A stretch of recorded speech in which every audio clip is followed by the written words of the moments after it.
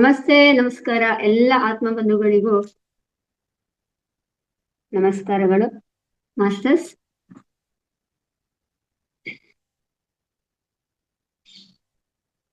Mahavatar foundation ನ ಮಧ್ಯಾಹ್ನ ತರಗತಿಗೆ ಎಲ್ಲರಿಗೂ ಆತ್ಮೀಯವಾದ ಸ್ವಾಗತ. ಅದೇ ರೀತಿ ಈ ಕಾರ್ಯಕ್ರಮವನ್ನು ಪ್ರಾರಂಭಿಸುವ ಮೊದಲು ನಮ್ಮೆಲ್ಲರ ನಮ್ಮ ಶ್ರೀ ಪಿತಾಮಹ ಪತ್ರಿಜಿಯವರಿಗೂ ಮಹಾವತಾರ್ ಫೌಂಡೇಶನ್ ನ ರಂಗನಾಥ್ ಸರ್ ಅವರಿಗೂ ಕೂಡ ಆತ್ಮೀಯವಾದ ಪ್ರಣಾಮಗಳನ್ನು ತಿಳಿಸುತ್ತಾ ಕಾರ್ಯಕ್ರಮವನ್ನು ಪ್ರಾರಂಭಿಸೋಣ. ಮತ್ತೊಮ್ಮೆ ನಿಮಗೆಲ್ಲರಿಗೂ ಆತ್ಮೀಯವಾದ ಸ್ವಾಗತ. ಮಾಸ್ಟರ್ಸ್ ಆತ್ಮೀಯರೇ, ಈ ದಿನ ಮೊದಲಿಗೆ ಧ್ಯಾನ ಇರೋದಿಲ್ಲ, ಜ್ಞಾನ ಹಂಚಿಕೆ ಇರುತ್ತೆ. ನಿಮ್ಗೆಲ್ಲ ಗೊತ್ತಿರೋ ಹಾಗೆ ನಮಗೆ ಅತ್ಯುತ್ತಮವಾದ ಜ್ಞಾನವನ್ನು ಕೊಡ್ಲಿಕ್ಕೆ ನಮ್ ಜೊತೆಗೆ ಇವತ್ತು ನಿಮ್ಗೆಲ್ಲ ಗೊತ್ತಿರ್ಬೋದು ಸುಧಾಕರ ಪೌರಣ್ಣ ಸರ್ ಅವರು. ಅವ್ರ ಬಗ್ಗೆ ಹೇಳೋಕೆ ಬೇಕಾಗಿಲ್ಲ. ಅತ್ಯುತ್ತಮವಾದ ಒಂದು ಆಧ್ಯಾತ್ಮಿಕ ಜ್ಞಾನ ಉಳ್ಳವರಂತೂ. ಅದಕ್ಕಿಂತ ಹೆಚ್ಚಾಗಿ ನಾವು ಅವ್ರನ್ನ ಪತ್ರಿಜಿಯವ್ರ ಜೊತೆಗೆ ಒಡನಾಟದಲ್ಲಿದ್ದವರು. ಅಂದ್ರೆ ಎಷ್ಟು ಎನರ್ಜಿ ಇರುತ್ತೆ ನೋಡಿ ಅವ್ರ ಹತ್ರ. ಯಾಕಂದ್ರೆ ಅವ್ರ ಜೊತೆ ಒಡನಾಟ ಮಾಡಿದ್ದಾರೆ ಅಂದ್ರೆ ನಾವು ಅವ್ರ ಬಗ್ಗೆ ಹೇಳೋದೇ ಬೇಡ. ಅಷ್ಟು ಸಂಪರ್ಕದಲ್ಲಿರೋರು ನಮ್ಮ ವೇದಿಕೆಗೆ ಬಂದು ನಮಗೆ ಒಂದು ಅಂದ್ರೆ ಜ್ಞಾನವನ್ನು ಹಂಚ್ತಾ ಇದ್ದಾರೆ ಅಂದ್ರೆ ನಾವು ಎಷ್ಟು ಧನ್ಯೋಸ್ಮಿ ನೋಡಿ. ಯಾಕಂದ್ರೆ ಅದೆಲ್ಲ ನಮ್ಗೆ ಅಷ್ಟು ಸುಲಭವಾಗಿ ಸಿಗಲ್ಲ. ನಮ್ಮ ಕರ್ಮ ಕಳಿಬೇಕು ಅಂತ ಹೇಳ್ತಾರೆ, ಅದೆಲ್ಲ ಕಳೆದಿದೆ ಅಂತ ಹೇಳಿ ನಾವಂತೂ ಪತ್ರಿಜಿ ಅವ್ರು ನೋಡ್ಲಿಲ್ಲ. ಇಂಥ ಒಂದು ಅತ್ಯುತ್ತಮವಾದ ಜ್ಞಾನ ಉಳ್ಳವರು ಅಥವಾ ಅವ್ರ ಜೊತೆ ಒಡನಾಟ ಅಂತವ್ರನ್ನ ಸಂಪರ್ಕ ಮಾಡಿದಾಗ ನಮಗೂ ಕೂಡ ಆ ಎನರ್ಜಿ ಸಿಗ್ತಾ ಹೋಗುತ್ತೆ. ಅದಕ್ಕಾಗಿ ಇವತ್ತು ಅವ್ರು ತಗೊಂಡಿರೋ ಅಂತ ಒಂದು ವಿಷಯ ಅಂದ್ರೆ ಬ್ರಹ್ಮಶ್ರೀ ಪಿತಾಮಹ ಪತ್ರಿಜಿಯವರ ಜೀವನ ಚರಿತ್ರೆ. ನಮ್ಗೆ ಎಷ್ಟೋ ಜನ ಗೊತ್ತೇ ಇಲ್ಲ ಮಾಸ್ಟರ್ಸ್, ಪತ್ರಿಜಿ ಅಂದ್ರೆ ಯಾರು ಅಂತ ಗೊತ್ತಿಲ್ಲ. ನಾವು ಧ್ಯಾನ ಮಾಡ್ತಾ ಇದೀವಿ, ಆನಾಪಾನ ಸತಿ ಧ್ಯಾನ ಅನ್ನೋದೊಂದು ಗೊತ್ತಿದೆ, ಆದ್ರೆ ಅವ್ರ ಜೀವನ ಚರಿತ್ರೆ ಹೇಗಿತ್ತು ಅನ್ನೋದೇ ಗೊತ್ತಿಲ್ಲ. ಯಾಕಂದ್ರೆ ಅವ್ರು ಎಲ್ಲಿಂದ ಬಂದ್ರು, ಭೂಮಿ ಮೇಲೆ ಯಾಕೆ ಬಂದಿದ್ದಾರೆ ಅನ್ನೋ ವಿಷಯನೇ ನಮ್ಗೆ ಇನ್ನೂ ಗೊತ್ತಾಗ್ಲಿಲ್ಲ. ಆ ಒಂದು ವಿಷಯವನ್ನು ನಮ್ಗೆ ತಿಳಿಸ್ಲಿಕ್ಕೋಸ್ಕರ ನಾವು ಇವತ್ತು ಸುಧಾಕರ್ ಪೌರಣ್ಣ ಸರ್ ಇದ್ದಾರೆ. ಅವರಿಗೆ ಒಂದು ಚಿಕ್ಕದಾದ ಒಂದು ಬಿರುದಿದೆ, ನವಯುಗ ಆಧ್ಯಾತ್ಮಿಕ ಮಾಸ್ಟರ್ ಅಂತ ನಾವು ಕರಿತೇವೆ ಅವ್ರನ್ನ. ಅವರಷ್ಟು ಜ್ಞಾನ ಉಳ್ಳವಂತರು. ಅವ್ರು ನಮ್ಮ ವೇದಿಕೆ ಬಂದಿದ್ದು ನಮ್ಗೆ ಅತ್ಯುತ್ತಮವಾದ ಒಂಥರ ಸಂತೋಷವಾಗಿದೆ. ಅವರನ್ನು ಇವತ್ತು ನಮ್ಮ ವೇದಿಕೆಗೆ, ಮಹಾವತಾರ್ ವೇದಿಕೆ ಮಧ್ಯಾಹ್ನದ ತರಗತಿಗೆ ಅವರನ್ನ ಆತ್ಮೀಯವಾಗಿ ಸ್ವಾಗತಿಸೋಣ. ಮಾಸ್ಟರ್ಸ್ ಸುಧಾಕರ್ ಪೌರಣ್ಣ ಸರ್ ಅವರೇ, ನಿಮಗೆ ಆತ್ಮೀಯವಾದ ಸ್ವಾಗತ. ಥ್ಯಾಂಕ್ ಯು, ಧನ್ಯವಾದಗಳು ಮೇಡಮ್. ಆಡಿಯೋ ಕ್ಲಿಯರ್ ಇದೆಲ್ಲ? ಹಾ ಇದೆ. ಓಕೆ ಮೈ ಡಿಯರ್ ಮಾಸ್ಟರ್ಸ್, ನಾವು ಈ ಒಂದು ಸೆಷನ್ ಪ್ರಾರಂಭ ಮಾಡೋದಕ್ಕಿಂತ ಮುಂಚೆ ಪ್ರಪ್ರಥಮವಾಗಿ ನಿಮ್ಮೆಲ್ಲರ ಪರಮ ಪೂಜ್ಯ ಗುರುಗಳು ಪಿತಾಮಹ ಬ್ರಹ್ಮಶ್ರೀ ಪತ್ರಿಜಿ ಹಾಗೂ ಸ್ವರ್ಣಮಾಲ ಅಮ್ಮನವರಿಗೆ ಕೃತಜ್ಞತೆಗಳನ್ನು ಸಲ್ಲಿಸುತ್ತಾ, ಅವತಾರ್ ಫೌಂಡೇಶನ್ ತಂಡದ ಎಲ್ಲ ಸದಸ್ಯರು ಹಾಗೂ ಇಂದು ಭಾಗವಹಿಸಿದಂತ ಎಲ್ಲ ನನ್ನ ಆತ್ಮ ಬಂಧುಗಳು, ಜೂಮ್ ಮತ್ತೆ ಯೂಟ್ಯೂಬ್ ಮೂಲಕ ವೀಕ್ಷಿಸುವಂತ ನನ್ನ ಆತ್ಮ ಬಂಧುಗಳು ಕೂಡ ನನ್ನ ಕೃತಜ್ಞತೆಗಳನ್ನ ಸಲ್ಲಿಸ್ತಾ, ಇವತ್ತು ಆಲ್ರೆಡಿ ಎರಡು ಎಪಿಸೋಡ್ ಅಲ್ಲಿ ನಾವು ಪತ್ರಿಜಿ ಸರ್ ಬಗ್ಗೆ ಫಸ್ಟ್ನೇದ್ರಲ್ಲಿ ಪತ್ರಿಜಿ ಗುರುಗಳು ಭೂಮಿಗೆ ಬಂದ ಕಾರಣವೇನು ಅಂತ. ಎಲ್ರು ಬಂದೋಗ್ತೀವಿ, ನಾವು ಎಷ್ಟೋ ಸರ್ ಬಂದೋಗಿದೀವಿ ಭೂಮಿಗೆ, ಬಂದ್ವಿ, ನಮ್ಗೆ ಏನ್ ಗೊತ್ತಿಲ್ಲದೆ ಓದ್ವಿ, ಮತ್ತೆ ಬಂದ್ವಿ, ಹಿಂಗೆ. ಆದ್ರೆ ಪತ್ರಿಜಿ ಸರ್ ಆಗ್ಲಿ ಸತ್ಯಲೋಕದಲ್ಲಿ ಇರ್ತಕ್ಕಂಥವ್ರು ಮತ್ತೆ ಜನ್ಮ ತಗೊಂಡು ಭೂಮಿಗೆ ಬಂದು ನಮ್ಗೆಲ್ಲ ಜ್ಞಾನ ಕೊಟ್ಟು ಹೋಗಿರ್ತಕ್ಕಂಥ ಮಹಾ ಚೈತನ್ಯ ಪತ್ರಿಜಿ ಭೂಮಿಗೆ ಬಂದ ಕಾರಣ ಏನಂತ ನಾನು ಫಸ್ಟ್ ಸೆಷನ್ ಅಲ್ಲಿ ಹೇಳಿದ್ದೀನಿ. ಎರಡನೇ ಸೆಷನ್ ಅಲ್ಲಿ ನನ್ನ ಪರಿಚಯ ಹೆಂಗಾಯ್ತು, ಅವ್ರ ಜೊತೆ ಒಡನಾಟ ಹೆಂಗಿತ್ತು, ಅವ್ರ ಜೊತೆ ಎಷ್ಟು ವರ್ಷ ನಾನು ಕಳೆದೆ, ಅಂದ್ರೆ ನಾನು ಹೇಳಿರೋದು ಒಂದು ಎಪಿಸೋಡ್ ಅಷ್ಟೇ. ಅಂದ್ರೆ ಅವರು ಅಷ್ಟು ವರ್ಷಗಳ ಕಾಲ ಕೂಡ ಅವ್ರ ಜೊತೆ ಒಡನಾಟ ಅಂತ ನಾವು ಹಂಚ್ಕೊಂಡಾಗ ಎಷ್ಟೋ ಅನುಭವಗಳಿರ್ತದೆ. ಮತ್ತೆ ನೋಡೋಣ ಬೇಕಾದ್ರೆ ಅವ್ರನ್ನ. ಈಗ ಫಸ್ಟ್ ಒಂದೊಂದೊಂದು ನಾವು ತಿಳ್ಕೊಂಡು ಆಮೇಲೆ ಅವರು ಒಡನಾಟ ಎಲ್ಲ ತಿಳ್ಕೊಂಡು, ಇವತ್ತು ಎಸ್ಪೆಷಲಿ ಪತ್ರಿಜಿ ಅವರ ಜೀವನ ಚರಿತ್ರೆ ನಾವು ತಿಳ್ಕೋಬೇಕು. ಯಾಕೆ ಇದನ್ನೆಲ್ಲ ಮಹಾವತಾರ್ ಫೌಂಡೇಶನ್ ಅವರು ಪ್ರಾರಂಭ ಮಾಡಿದ್ರಂದ್ರೆ, ಎಲ್ಲ ಕಡೆ ಎಲ್ಲಾ ಸಬ್ಜೆಕ್ಟ್ ಹೋಗ್ತಾ ಇದೆ, ಎಲ್ಲದ್ರ ಬಗ್ಗೆ ಮೆಸೇಜ್ ಹೇಳ್ತಾ ಇದ್ದಾರೆ. ಮತ್ತೆ ಸೈನ್ಸ್ ಬಗ್ಗೆ ಹೇಳ್ತಾರೆ, ಬುಕ್ಸ್ ಬಗ್ಗೆ, ಆಡಿಯೋ ಸ್ವಾಧ್ಯಾಯ ಬಗ್ಗೆ ಹೇಳ್ತಾರೆ. ಎಲ್ಲ ಏನೇ ಹೇಳಿದ್ರು ಕೂಡ ಆ ಎಲ್ಲ ಸ್ವಾಧ್ಯಾಯ, ಎಲ್ಲಾ ಪುಸ್ತಕಗಳು, ಎಲ್ಲ ನಾಲೆಡ್ಜ್ ನ ಕೊಟ್ಟವ್ರು ಯಾರು? ಪತ್ರಿಜಿ ಗುರು. ಪತ್ರಿಜಿ ಗುರುಗಳ ಜೀವನ ಚರಿತ್ರೆ ನಾವು ತಿಳ್ಕೊಳ್ಳೋದು ಹೋದ್ರೆ ಅದೆಲ್ಲ ಇನ್ಕಂಪ್ಲೀಟ್. ಸೊ ಆ ಕಾರಣದಿಂದ ಇವತ್ತು ಎಲ್ರೂ ಕ್ಲಿಯರ್ ಕೇಳಿ, ಯಾಕೆಂದ್ರೆ ಇದನ್ನ ನಾನು ಹೇಳೋದ್ರ ಒಂದು ಪರಿಹಾರ, ನಮ್ಮ ಒಂದು ಹೆಲ್ಪ್ ಏನಾಗುತ್ತಂದ್ರೆ ನಿಮ್ಗೆ ಎಲ್ಲರಿಗೂ ತಿಳಿಸ್ಬೇಕು. ಇವತ್ತು ಇದನ್ನೆಲ್ಲ ನೀವು ತಿಳ್ಕೊಂಡು ಒಂದು ನೋಟ್ ಮಾಡ್ಕೊಂಡು ಪಾಯಿಂಟ್ಸ್ ಮಾಡ್ಕೊಂಡು ಪತ್ರಿಜಿ ಯಾರು ಅಂತಕ್ಕಂಥದ್ದು ಇಡೀ ಪ್ರಪಂಚಕ್ಕೆ ಗೊತ್ತಾಗ್ಬೇಕು, ಹೊಸಬರಿಗೆ ಗೊತ್ತಾಗ್ಬೇಕು. ಈಗ ಸೀನಿಯರ್ಸ್ ಜೊತೆಗಿರೋರ್ಗೆ ಗೊತ್ತಿದೆ, ಆದ್ರೆ ಒಂದು ಅದು ಡೌಟ್ ಆಗಿರಬಾರ್ದು. ಅದಕ್ಕೋಸ್ಕರ ಎಲ್ಲ ವಿವರವಾಗಿ ನಾವು ಮಾತಾಡ್ತಾ ಹೋಗೋಣ. ಅದನ್ನ ನೀವು ಒಂದು ನೋಟ್ ಮಾಡ್ಕೊಂತಾರೋ ಇಲ್ಲ ಜ್ಞಾಪಕ ಇಟ್ಕೊಂಡು ಹೇಳ್ತಾರೋ ಎಲ್ರಿಗೂ ಅದನ್ನ ಶೇರ್ ಮಾಡ್ಬೇಕು, ಆ ಜ್ಞಾನನ ಎಲ್ರಿಗೂ ಕೊಡ್ಬೇಕು.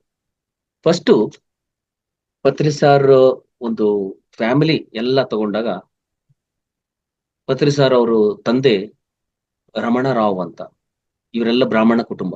ನೋಡಿ, ಎಲ್ಲ ಕೇಳ್ಕೊಂಡ್ ಬಂದಿದ್ದಾರೆ ಇವರೆಲ್ಲ ಹುಟ್ಟುತ್ತಲೇನೆ. ಅಲ್ಲೇ 50% ವೆಜಿಟೇರಿಯನ್ ಹುಟ್ಟಿದ್ರೆ 50% ಕರ್ಮನ ಅಲ್ಲೇ ಕಳ್ಕೊಂಡು ಬರ್ತಾರೆ ಎಲ್ರು. ಓಕೆ, ಅವರು ರಮಣರಾವ್ ಪತ್ರಿಜಿ ಗುರುಗಳ ಅವ್ರ ತಂದೆ, ಅವರು ಗೋಡಿವಾಡ ಅಂತ ಒಂದು ನಾರ್ತ್ ಇಂಡಿಯಾದಲ್ಲಿ ಜನ ತಗೊಂಡು, ಇವರು ಒಂದು BSc ಡಿಗ್ರಿ ಮಾಡಿ, ಯಾಕೆಂದ್ರೆ ಜಸ್ಟ್ ಇವ್ರದ್ದು ವಿವರವಾಗಿ ಎಲ್ಲ ಡೀಟೇಲ್ ಬೇಡ, ಜಸ್ಟ್ ಅವ್ರದ್ದು touch up. BSc degree Nizams ಕಾಲೇಜಲ್ಲಿ ಹೈದರಾಬಾದಲ್ಲಿ ಕಂಪ್ಲೀಟ್ ಮಾಡಿದ್ರು. ಮತ್ತೆ ಈ ಪೋಸ್ಟ್ ಗ್ರಾಜುಯೇಷನ್ ಶುಗರ್ ಟೆಕ್ನಾಲಜೀಸ್ ಅಂತ ಅದ್ರಲ್ಲಿ ಮಾಡಿದ್ರು ಕಾನ್ಪುರ್ ಅಲ್ಲಿ. ಮತ್ತೆ 1965 ನಲ್ಲಿ ರಿಟೈರ್ಡ್ ಆದ್ರು. ಅದಾದ್ಮೇಲೆ ಇವರೆಲ್ಲ ಅವ್ರದ್ದು ರಿಟೈರ್ಡ್ ಆದ್ಮೇಲೆ ನೋಡ್ಕೊಳ್ಳೋರು ಯಾರಾದ್ರೂ ಬೇಕಲ್ಲ. ಮತ್ತೆ ಪತ್ರಿಜಿ ಅವರ ಅಣ್ಣ PK ವೇಣು ವಿನೋದ್ ಅಂತ, ಅವರು ವಾರಂಗಲ್ ಅಲ್ಲಿ ಜಾಬ್ ಮಾಡ್ತಾ ಇದ್ರು, ಲೆಕ್ಚರರ್ ಆಗಿದ್ರು ಅವರು.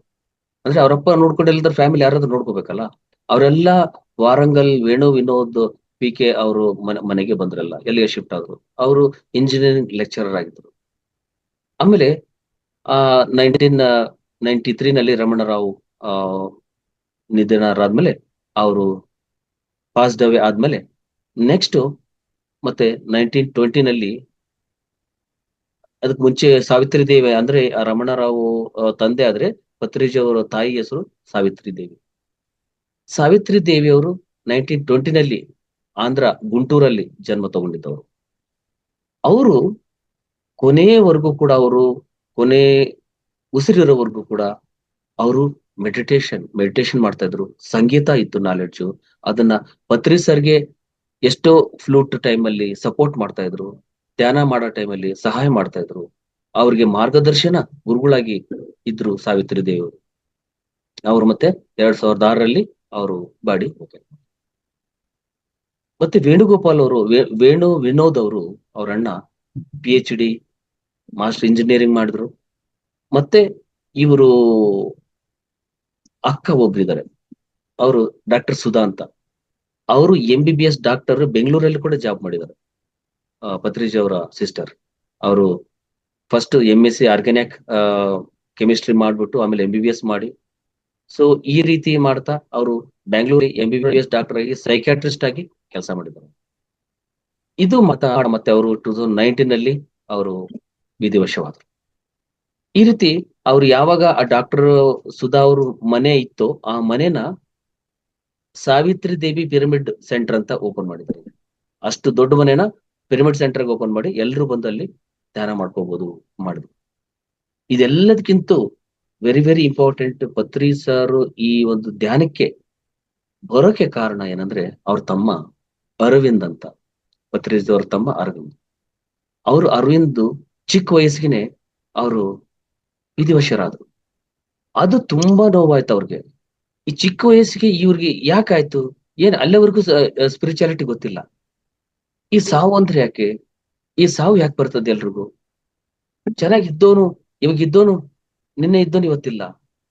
ಇದೆಲ್ಲ ಬರ್ಲಿಕ್ಕೆ ಕಾರಣ ಏನು ಇವೆಲ್ಲ ಅಂತ ತಿಳಿತಾ, ಅವಾಗ್ಲಿಂದ ಅವ್ರಿಗೆ ಅಂದ್ರೆ ಈ ರಮಣ ಮಹರ್ಷಿಗೆ ಯಾವ ರೀತಿ ಅವ್ರು ಯಾವ ಬಾಡಿ ವೆಕೇಟ್ ಮಾಡಿದ್ಮೇಲೆ ಏನಾಯ್ತು ಏನಂತ ಅವ್ರದವ್ರೇ ಹೋಗಿ ನೋಡ್ಕೊಂಬಂದ್ರು, ಆ ರೀತಿ ಇವರಲ್ಲಿ ಒಂದು ಮೊಳಕೆ ಹೊಡಿತು. ಇದು ಏನೋ ಇದೆ, ಈ ಸಾವು ಬರಕ್ಕೆ, ಸಡನ್ ಆಗಿ ಬರಕ್ಕೆ, ಹೇಳ್ದೆ ಕೇಳ್ದೆ ಬರಕ್ಕೆ ಏನೋ ಇದೆ.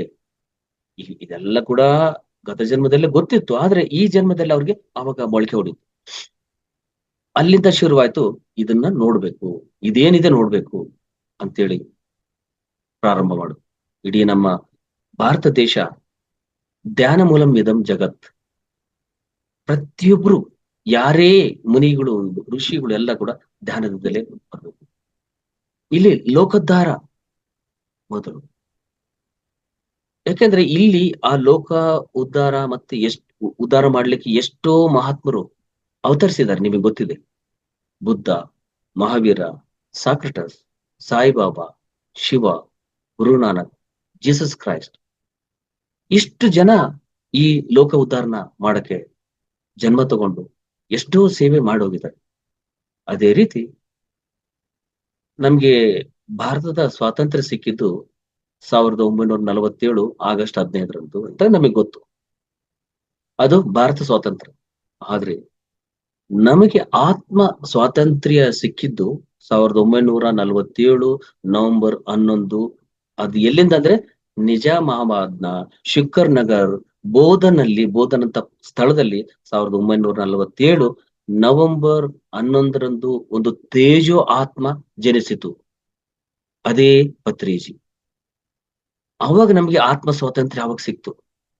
ನಮ್ಗೆ ಭಾರತ ಸ್ವಾತಂತ್ರ್ಯ ಅಲ್ಲ, ನಮ್ಮ ಆತ್ಮ ಸ್ವಾತಂತ್ರ್ಯ ಸಿಕ್ಕಿದ್ದು ಅವತ್ತು 1947 ನವೆಂಬರ್ 11 ಅಲ್ಲಿ ಜನಿಸಿತ್ತು. ನಿಮ್ಗೆ ಆಗ್ಲೇ ಹೇಳ್ದಂಗೆ ರಮಣರಾವ್ ಅವ್ರ ತಂದೆ ಮತ್ತೆ ಸಾವಿತ್ರಮ್ಮ ಅವರು ದಂಪತಿಗಳಿಗೆ ಹುಟ್ಟಿದ ಒಂದು ಮಹಾ ಚೈತನ್ಯ ಶಕ್ತಿಯೇ ಶ್ರೀ ಸುಭಾಷ್ ಪತ್ರಿಜಿ.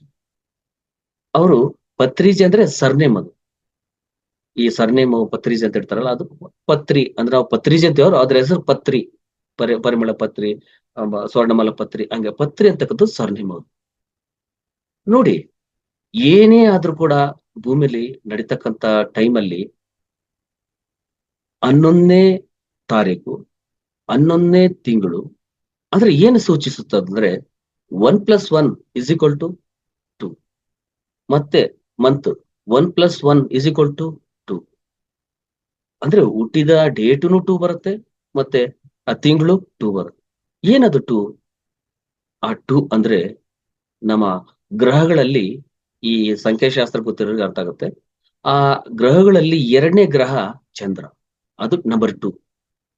ಆ 2ನೇ ಗ್ರಹ ಚಂದ್ರ ಆದ್ರಿಂದ ಅದು ಚಂದ್ರ ಏನ್ ಸೂಚಿಸುತ್ತೆ ನಮಗೆ ಅಂದ್ರೆ, ಚಂದ್ರ ಮನೋಕಾರಕ ಅಂತಾರೆ. ಅಂದ್ರೆ ಮನಸ್ಸಿಗೆ ಸಂಬಂಧಪಟ್ಟಿದ್ದು, ಮನಸ್ಸನ್ನ ಡಿಸ್ಟರ್ಬ್ ಮಾಡ್ತಕ್ಕಂಥದ್ದು ಯಾವ್ದೇನಿದೆ ಅಂದ್ರೆ ಅದು ಚಂದ್ರ.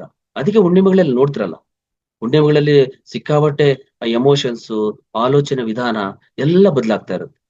ಅದು ನೋಡಿ, ಅದನ್ನೇ ಚಾಯ್ಸ್ ಮಾಡ್ಕೊಂಡ್ಬಂದಿದ್ದಾರೆ. ಏನೋ ಆ 2, ಯಾಕಂದ್ರೆ ಅದು ಈ ಮನಸ್ಸನ್ನ ಗೆಲ್ಬೇಕು, ಆ ಮನೋಕಾರಕ ಮನಸ್ಸನ್ನೇ ಗೆಲ್ಬೇಕು ಅಂತಕ್ಕಂಥದನ್ನ ಇವರು ಅವತ್ತು ಜನ್ಮ ತಗೊಂಡು ಮನಸ್ಸನ್ನ ಅಧಿಪತಿ, ಮಾಸ್ಟರಿ ಆಫ್ ಮೈಂಡ್, ಆ ಮಾಸ್ಟರಿ ಆಫ್ ಮೈಂಡ್ ಮಾಡ್ಲಿಕ್ಕೆ ಇದನ್ನ ತಗೊಂಬಂದ್ರು.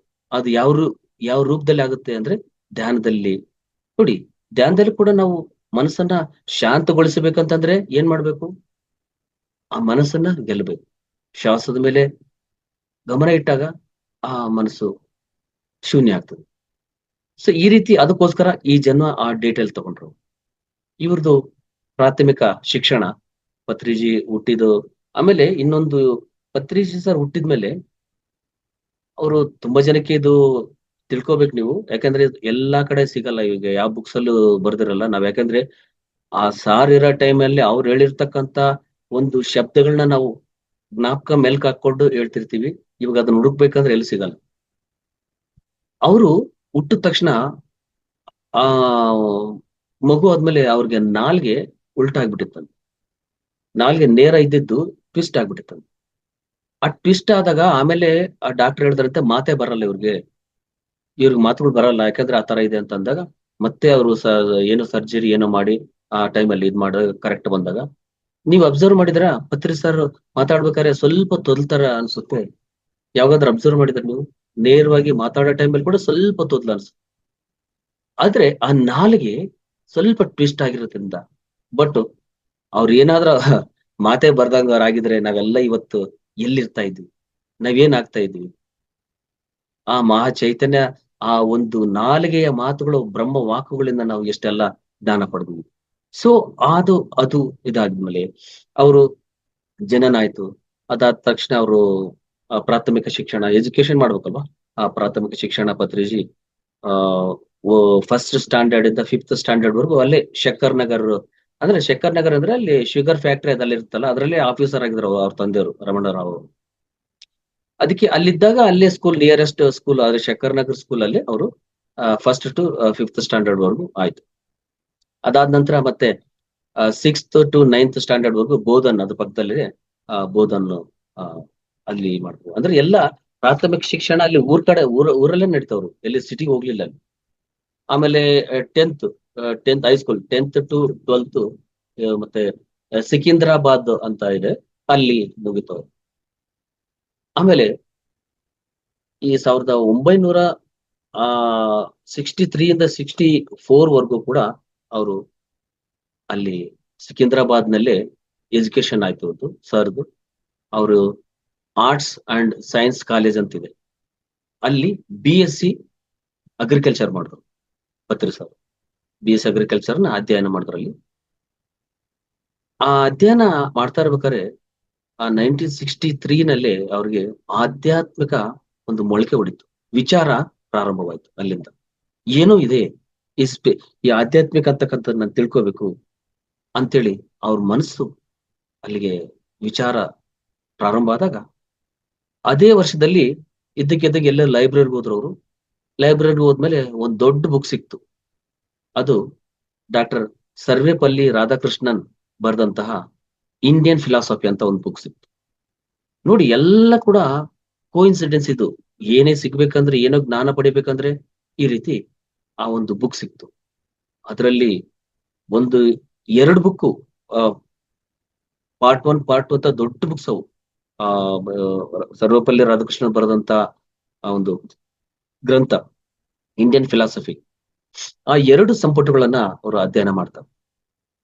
ಮತ್ತೆ ನಾನು ಅವಾಗಲೇ ಹೇಳಿದಂತೆ 1964 ಅಲ್ಲಿ ಅವರು ತಮ್ಮ ಅರವಿಂದ್ ಒಂದು ಮೃತ್ಯು ಆದ್ಮೇಲೆ, ಅಂದ್ರೆ ಅವರು ಬಾಡಿ ವಿಕೆಟ್ ಮಾಡಿದ್ರೆ, ಅಲ್ಲಿಂದ ಆಲೋಚನೆಗಳು ತುಂಬಾ ಅವ್ರಿಗೆ ಬಾಧಿಸ್ತು. ಯಾಕೆ, ಏನ್ ಮಾಡ್ಬೇಕು, ಅಲ್ಲೂ ಕೂಡ ಆ ತರ ಸಮಸ್ಯೆ ಇದ್ರು ಕೂಡ ಮತ್ತೆ BSc ಹೈದರಾಬಾದ್ ನಲ್ಲಿ BSc ಅಗ್ರಿಕಲ್ಚರ್ ಕಂಪ್ಲೀಟ್ ಮಾಡ್ಬಿಟ್ಟು ಅದರಲ್ಲಿ ಅಧ್ಯಯನ ಮಾಡ್ತಾ ಹೋದ್ರೆ, ಎಕ್ಸ್ಪೆರಿಮೆಂಟ್ ಮಾಡ್ತಾ ಹೋದ್ರು. ಈ ಭೂಸಾರ ಶಾಸ್ತ್ರ ಅಂತಾರಲ್ಲ, ಸೋಲ್ ಸೈನ್ಸ್, ಆ ಸೋಲ್ ಸೈನ್ಸ್ ಬಗ್ಗೆ ಇವರು ಪ್ಯೂರ್ ಸೈಂಟಿಸ್ಟ್ ಪತ್ರಿ ಸರ್. ಆ ಭೂಸಾರ ಶಾಸ್ತ್ರನ 1974 ಇಂದ ಹಾಗೆ ಎಜುಕೇಶನ್ ಮಾಡ್ತಾ ಮಾಡ್ತಾ MSc ಆಯ್ತು. MSc ಕಂಪ್ಲೀಟ್ ಮಾಡ್ತು. MSc ಕಂಪ್ಲೀಟ್ ಆದ್ಮೇಲೆ ಅಲ್ಲಿಂದ ಏನ್ ಮಾಡ್ಬೇಕು ಅಂತ ಗೊತ್ತಾಗದೆ ಈ ಸಿವಿಲ್ ಸರ್ವಿಸಸ್ಗೆ ಪ್ರಿಪರೇಷನ್ ಅದು ದೊಡ್ಡ, ಅಂದ್ರೆ IAS ಆ ತರ IPS ಆಗ್ಲಿಕ್ಕೆ ಪ್ರಯತ್ನ ಪಟ್ರು. ಅದಾದಾಗ ಸಿವಿಲ್ ಸರ್ವಿಸಸ್ ಎಕ್ಸಾಮ್ಸ್ ಎಷ್ಟೋ ಬರೆದ್ರು. ಅದು ಮಾಡ್ತಾ ಆಧ್ಯಾತ್ಮಿಕ ಗ್ರಂಥಗಳನ್ನ ಅಧ್ಯಯನ ಮಾಡಕ್ ಶುರು ಮಾಡಿದ್ರು. ಈ ಕಡೆ ಲೌಕಿಕವಾಗಿ, ಈ ಕಡೆ ಪಾರಮಾರ್ಥಿಕವಾಗಿ ಎರಡೂನು ಬ್ಯಾಲೆನ್ಸ್ ಅಲ್ಲಿ ಅವರು ಅಧ್ಯಯನ ಮಾಡ್ತಾ ಹೋದ್ರು. ನೋಡಿ, ಆಧ್ಯಾತ್ಮಿಕ ಒಂದು ಪ್ರಪಂಚ ಹೆಂಗೆ ಅವ್ರು ಸೃಷ್ಟಿ ಮಾಡಿದ್ರು. ಆಮೇಲೆ 1970ರಲ್ಲಿನೇ ತೆನಾಲಿ ಅಂತ ಒಂದು ಜಿಲ್ಲೆಯಲ್ಲಿ ಇವ್ರಿಗೆ ಜಾಬ್ ಆಯ್ತು. ಅವರು ಇನ್ಕಮ್ ಟ್ಯಾಕ್ಸ್ ಆಫೀಸರ್ ಆಗಿ ಆದ್ರು. ಇನ್ಕಮ್ ಟ್ಯಾಕ್ಸ್ ಆಫೀಸರ್ ಆಗಿ ಆಗ್ತಾ ಇದ್ದು, ಆ ಇನ್ಕಮ್ ಟ್ಯಾಕ್ಸ್ ಆಫೀಸರ್ ಅಲ್ಲಿ ಅವ್ರಿಗೆ ಇಷ್ಟ ಆಗ್ಲಿಲ್ಲ. ನಿಮಗೆ ಗೊತ್ತಲ್ಲ ಇನ್ಕಮ್ ಟ್ಯಾಕ್ಸ್ ಆಫೀಸರ್ ಅಲ್ಲಿ ಏನೆಲ್ಲ ಆಗ್ತದಂತ, ಏನೆಲ್ಲ ಮಾಡ್ಬೇಕಲ್ಲ ಅಂತ. ಅದು ಇಷ್ಟ ಆಗ್ಲಿಲ್ಲ ಅವ್ರು. ಅದಾಗದೆ ಆ ಆಫೀಸರ್ ಆಗಿ ಇರ್ಲಿಕ್ಕೇನೆ ಮತ್ತೆ ಐ ಎಸ್ ಬರ್ಲಿಕ್ಕೆ ಪ್ರಿಪರೇಷನ್ ಮಾಡ್ಕೊಂಡ್ರು. MBBS ಡಾಕ್ಟರ್ ಆಗ ಕೂಡ, ಯಾಕಂದ್ರೆ ಇವ್ರು ಆಗಕ್ಕೆ ಇಷ್ಟಿದ್ದಿಲ್ಲ. ಅವ್ರ ಅಣ್ಣವ್ರ ಫೋರ್ಸ್ ಇಂದ MBBS ಮಾಡ್ಬೇಕಂತ ಇವ್ರಿಗೆ ಆಯ್ತು. ಆಮೇಲೆ IAS ಎಕ್ಸಾಮ್ ಬರೆದ್ರು, MBBS ಬರೆದ್ರು. IAS ಪಾಸ್ ಆಯ್ತು. ಇವ್ರಿಗೆ MBBS ಓದ್ಬೇಕು, ಡಾಕ್ಟರ್ ಆಗ್ಬೇಕಂತ ಎಲ್ಲ ಹೇಳಿದ್ರಲ್ಲ, MBBS 2 ಮಾರ್ಕ್ಸ್ ಅಲ್ಲಿ ಕಡಿಮೆ ಆಯ್ತು. ಕಡಿಮೆ ಬಂದ್ಬಿಟ್ಟು ಸೆಲೆಕ್ಟ್ ಆಗ್ಲಿಲ್ಲ MBBS. ಅವಾಗ ಇವ್ರಿಗೆ ತುಂಬಾ, ಅವಾಗ ಗೊತ್ತಿಲ್ಲ, ಧ್ಯಾನ ಅಲ್ಲಲ್ಲ ಅವಾಗ. ಸೊ ಏನ್ ಮಾಡ್ಬೇಕು ಗೊತ್ತಾಗ್ತಿಲ್ಲ ಅಂತ ಅಲ್ಲಿ ಟ್ಯಾಂಕ್ ಬಂಡ್ ಅಂತ ಒಂದು ಕೆರೆ ಇದೆ ಹೈದ್ರಾಬಾದ್ ಅಲ್ಲಿ. ಆ ಕೆರೆಯಲ್ಲಿ ಹೋಗಿ ಜಂಪ್ ಮಾಡ್ಬಿಟ್ಟು ಸೂಸೈಡ್ ಮಾಡ್ಕೊಂಡ್ಬಿಡೋಣ ಅಂತೇಳಿ ಅಲ್ಲಿಗೆ ಹೋದ್ರು. ಅಲ್ಲಿಗೆ ಹೋಗಿ ಬೆಳಿಗ್ಗೆ ಹೋಗಿದ್ದಾರೆ. ಅವ್ರ ಸಾರ್ ಹೇಳಿರ್ತಕ್ಕಂಥದ್ದು ಹೆಂಗಿರುತ್ತಂದ್ರೆ, ಹೋದೆ, ಹೋಗಿ ಇನ್ನೇನು ಜಂಪ್ ಮಾಡ್ಬಿಟ್ಟು ಸೂಸೈಡ್ ಮಾಡ್ಕೊಂಡ್ಬಿಡೋಣ ಅಂತ ಹೋದೆ. ಆದ್ರೆ ಅಷ್ಟು ಬೆಳಗಿನ ಜಾವ ಸ್ವಲ್ಪ ನೀರೆಲ್ಲ ತಣ್ಣಗಿತ್ತು.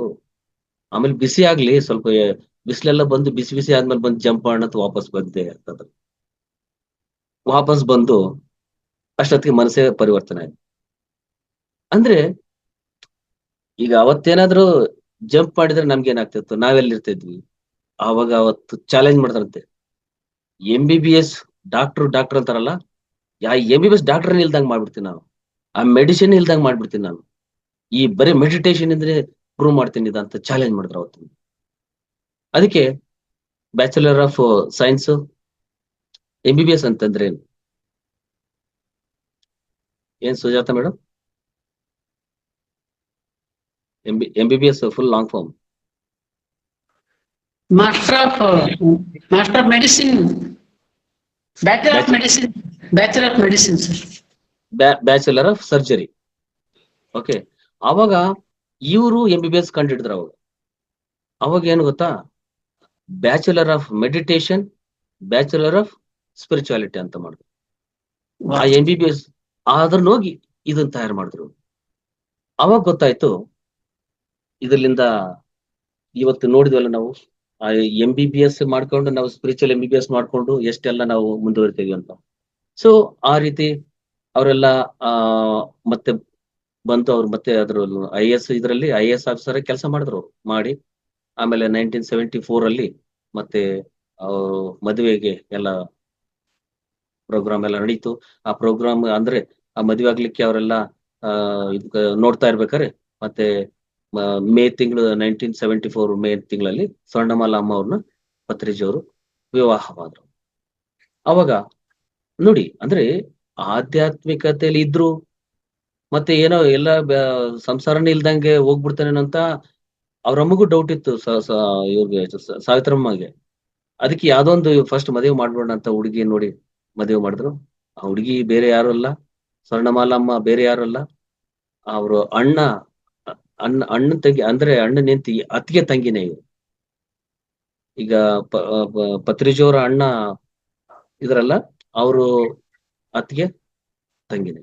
ಸೊ ಹಾಗಾಗಿ ಅವರು ಆಯ್ತು, ಮದುವೆ ಆಯ್ತು. ಮತ್ತೆ ನೋಡಿ, ಅಂದ್ರೆ ವಿವಾಹವಾದ್ರೂ ಕೂಡ ನಾವು ಆಧ್ಯಾತ್ಮಿಕದಲ್ಲಿ ಇರುವುದು, ಆ ಬಾಧ್ಯತೆ ಡ್ಯೂಟಿ ಮರಿಬಾರ್ದು. ನಾವ್ ಏನೇ ಸ್ಪಿರಿಚುಯಾಲಿಟಿ ಇರ್ಲಿ, ಪ್ರಾಪಂಚಿಕ ಇರ್ಲಿ, ನಮ್ ಡ್ಯೂಟಿ ಮರಿಬಾರ್ದು ಅಂತ ಅವರು ಅದನ್ನ ಪ್ರೂವ್ ಮಾಡಿ ತೋರಿಸಿದ್ರು. ಅಂದ್ರೆ ಗೃಹಸ್ಥಾಶ್ರಮ ಅಂತಕ್ಕಂಥದ್ದನ್ನ ತೋರಿಸಿದ್ರು ಅವ್ರು. ಬಿಟ್ಬಿಟ್ಟು ಸನ್ಯಾಸ ಅಂತೇಳಿ ಸಂಸಾರ ಬಿಟ್ಟು ಹೋಗ್ಲಿಲ್ಲ ಅವ್ರು. ಇದು ಎಲ್ಲರಿಗೂ, ಯಾಕೆಂದ್ರೆ ಇದು ಹಿಂದೆ ಸಪ್ತ ಋಷಿಗಳು ಎಲ್ಲರೂ ಮಾಡಿದ್ದಾರೆ. ಅರುಂಧತಿ ಗೊತ್ತಲ್ಲ, ಅರುಂಧತಿ ವಸಿಷ್ಠ ಅವರು ಗೃಹಸ್ಥ ಆಗಿನೇ ಅವರು ಎಷ್ಟೋ ಜ್ಞಾನ ಪಡೆದು ಅವರು ಈ ಆಧ್ಯಾತ್ಮಿಕತೆಯಲ್ಲಿ ಮುಂದುವರೆದದ್ದು. ಮತ್ತೆ ಆತ್ರಿಯ ಅನಸೂಯ, ರೇಣುಕಾ ಜಮದಗ್ನಿ, ಅದಿತಿ ಕಶ್ಯಪ, ಎಲ್ರು ಗೃಹಸ್ಥರೇ ಅಲ್ವಾ? ಅಲ್ಲಿ ವಿವಾಹ ಧರ್ಮ ಆಚರಿಸಿದ್ರು ಅವ್ರು. ಅದಕ್ಕೆ ಪತ್ರಿಸ್ತಾರೆ, ಯಾವಾಗ್ಲೂ ನಮ್ಗೆ ಹೇಳ್ತಿರ್ತಾರೆ, ಮಿಡಿಲ್ ಪಾತ್. ಸಂಸಾರದಲ್ಲೇ ನಿರ್ವಾಣ, ಸಂಸಾರನೂ ಇರಬೇಕು, ಕುಟುಂಬ ಧರ್ಮನೂ ನೋಡ್ಕೋಬೇಕು, ಆಧ್ಯಾತ್ಮಿಕ ಧರ್ಮನ ನೋಡ್ಕೋಬೇಕು, ಈ ಮಧ್ಯೆ ಮಾರ್ಗ ಮಿಡಿಲ್ ಪಾತ್ ಅನ್ನು ಬಿಡಬಾರದು ಅಂತ ಯಾವಾಗ್ಲೂ ಪತ್ರಿಸ್ತಾರೆ ಹೇಳ್ತಾರೆ. ಈ ರೀತಿ ಆಗ್ತಾ ಇರ್ಬೇಕಾದ್ರೆ ಅವ್ರಿಗೆ 1975 ನಲ್ಲಿ ಕರ್ನೂಲ್ನಲ್ಲಿ ಒಂದು ಕೋರಮಂಡಲ ಫರ್ಟಿಲೈಸರ್ಸ್ ಅಂತ ದೊಡ್ಡ ಕಂಪನಿ ಅದು. ಆ ದೊಡ್ಡ ಕಂಪನಿಯಲ್ಲಿ ಅವ್ರಿಗೆ ಒಂದು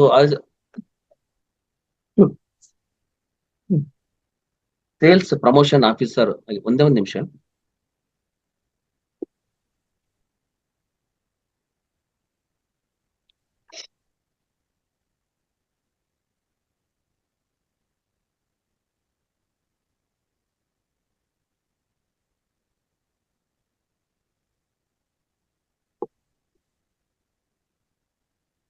ಕೋರಮಂಡಲ ಫರ್ಟಿಲೈಸರ್ಸ್ ಕಂಪನಿಯಲ್ಲಿ ಅವರು ಸೇಲ್ಸ್ ಪ್ರಮೋಷನ್ ಆಫೀಸರ್ ಅಂತ, ಅದು ದೊಡ್ಡ ಹುದ್ದೆ ಅದು ಆದ್ರು.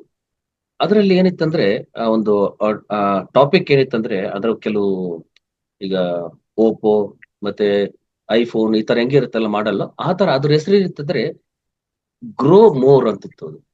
ಆ ಒಂದು ಕೋರಮಂಡಲ್ ಫರ್ಟಿಲೈಸರ್ಸ್ ಅಲ್ಲಿ ನೋಡಿ, ಗ್ರೋ ಮೋರ್ ಅಂದ್ರೆ ಏನು ಗೊತ್ತಾ? ಗ್ರೋ ಮೋರ್, ಎತ್ತರ ಬೆಳೀತಾ ಹೋಗಿ ಅಂತ ಅದರ ಅರ್ಥ.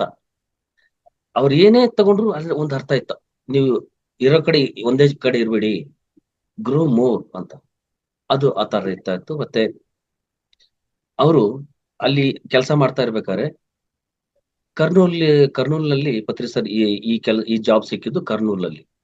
ನಿಮ್ಗೆ ಗೊತ್ತಿದೆ ಕರ್ನೂಲ್ ಆಂಧ್ರ ಪ್ರದೇಶದಲ್ಲಿ. ಅಲ್ಲಿ ಅವ್ರಿಗೆ ನಿಜವಾದ ಲೈಫ್ ಬದಲಾವಣೆ ಆಗಿದೆ. ಅಲ್ಲಿ ಏನಾಯ್ತು? ಆಧ್ಯಾತ್ಮಿಕ ಜೀವನ ಪ್ರಾರಂಭವಾಯ್ತು ಅಲ್ಲಿಂದ.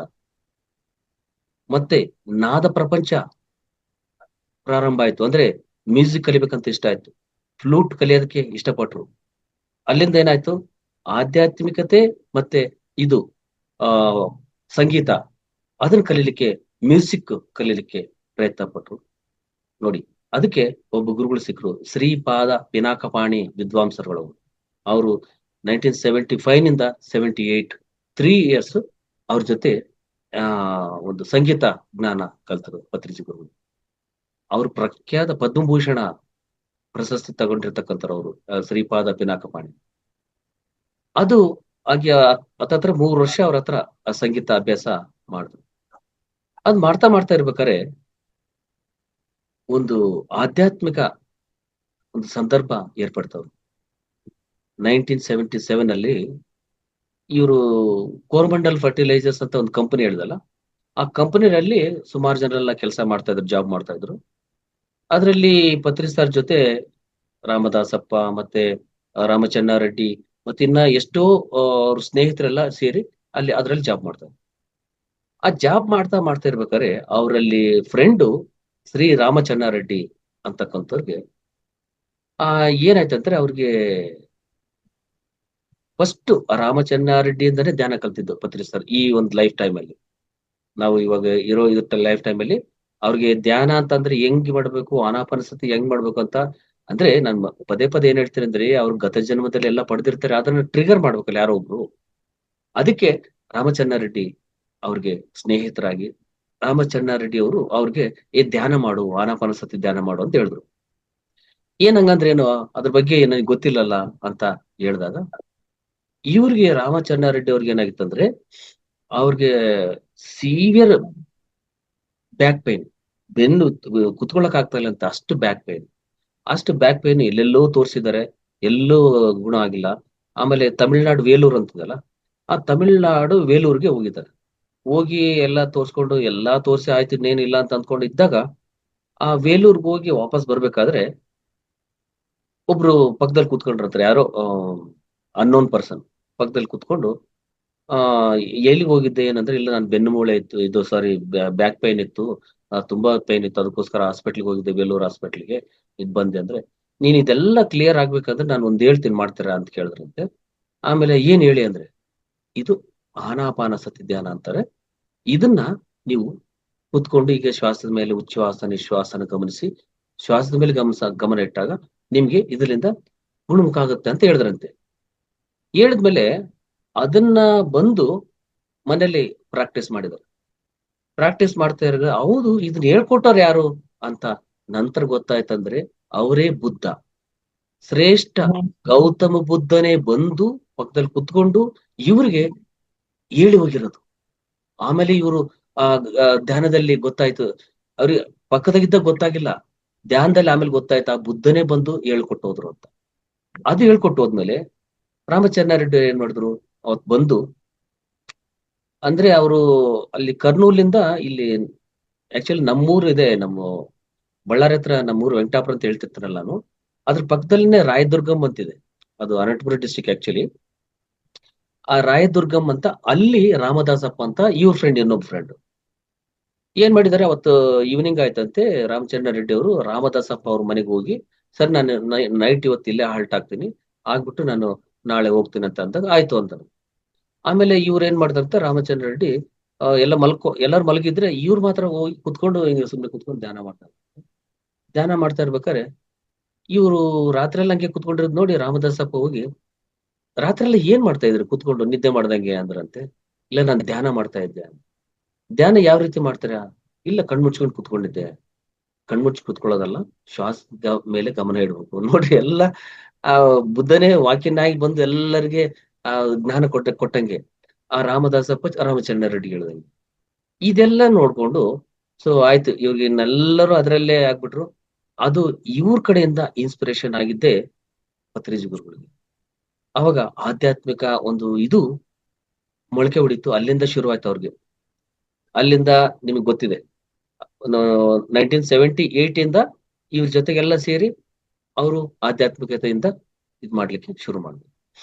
ಇದೆಲ್ಲ ಮಾಡ್ತಾ ಇರ್ಲಿಕ್ಕೇನೆ ಇನ್ನ ವಿವಾಹ ಜೀವನನೂ ಇತ್ತಲ್ಲ. ಇದು ಮಾಡ್ತಾ ಇದ್ದಾಗ ಒಂದು ಫಸ್ಟ್ ಮಗು ಹುಟ್ಟಿತು ಪತ್ರಿ ಸರ್ ಮತ್ತೆ ಸ್ವರ್ಣಮಲಮ್ಮ ಅವ್ರಿಗೆ.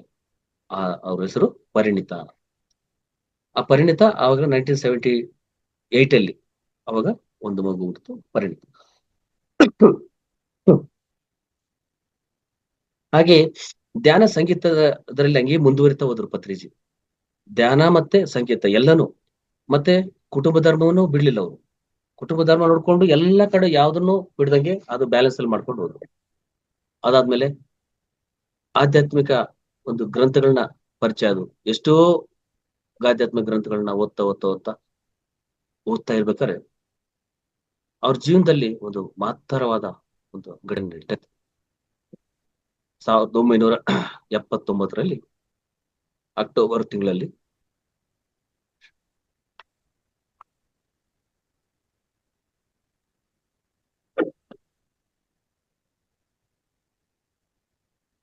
ಅಕ್ಟೋಬರ್ ತಿಂಗಳು 1979 ಆ ಟೈಮಲ್ಲಿ ಒಂದು ದೊಡ್ಡ ಘಟನೆ ನಡೀತು. ಏನ್ ಘಟನೆ ಅಂತಂದ್ರೆ, ಈ ಕೋರಮಂಡಲ್ ಫರ್ಟಿಲೈಸರ್ಸ್ ಕಂಪನಿ ಇತ್ತಲ್ಲ, ಅದರಲ್ಲಿ ಇವರು ಆಫೀಸರ್ ಆಗಿದ್ರಲ್ಲ ಪತ್ರಿಜಿ, ಇವರು ಮತ್ತೆ ಡ್ರೈವರು ಮತ್ತೆ ಇನ್ನು ಇಬ್ರು ಯಾರೋ ಫ್ರೆಂಡ್ಸ್ ಎಲ್ಲ ಸೇರ್ಕೊಂಡು ಬೇರೆ ಒಂದು ಇದನ್ನ ಅವರು ಸ್ಪ್ರೆಡ್ ಮಾಡ್ಲಿಕ್ಕೆ ಈ ನಾಲೆಡ್ಜ್ ಅಂದ್ರೆ ಕಂಪನಿ ಬಗ್ಗೆ, ಕಂಪನಿ ಕೆಲಸ ಮೇಲೆ ಹೊರಗಡೆ ಹೋಗ್ತಾ ಇದ್ದಾಗ ಅದು ಇದ್ದಕ್ಕಿದ್ದಂಗೆ ಆ ಜೀಪಲ್ಲಿ ಹೋಗ್ತಾ ಇರ್ಬೇಕಾರೆ ಒಂದು ಯಾವ್ದೋ ಕಲ್ ಮೇಲೆ ಹಿಂಗ ಹತ್ತಿಬಿಟ್ಟು ಅಲ್ಲಿಂದ ದೊಡ್ಡ ಆಳ ಬಾವಿ, ಅಲ್ಲಿಂದ ಆ ಜೀಪು ಆಳಕ್ಕೆ ಬಿದ್ದೋಯ್ತು.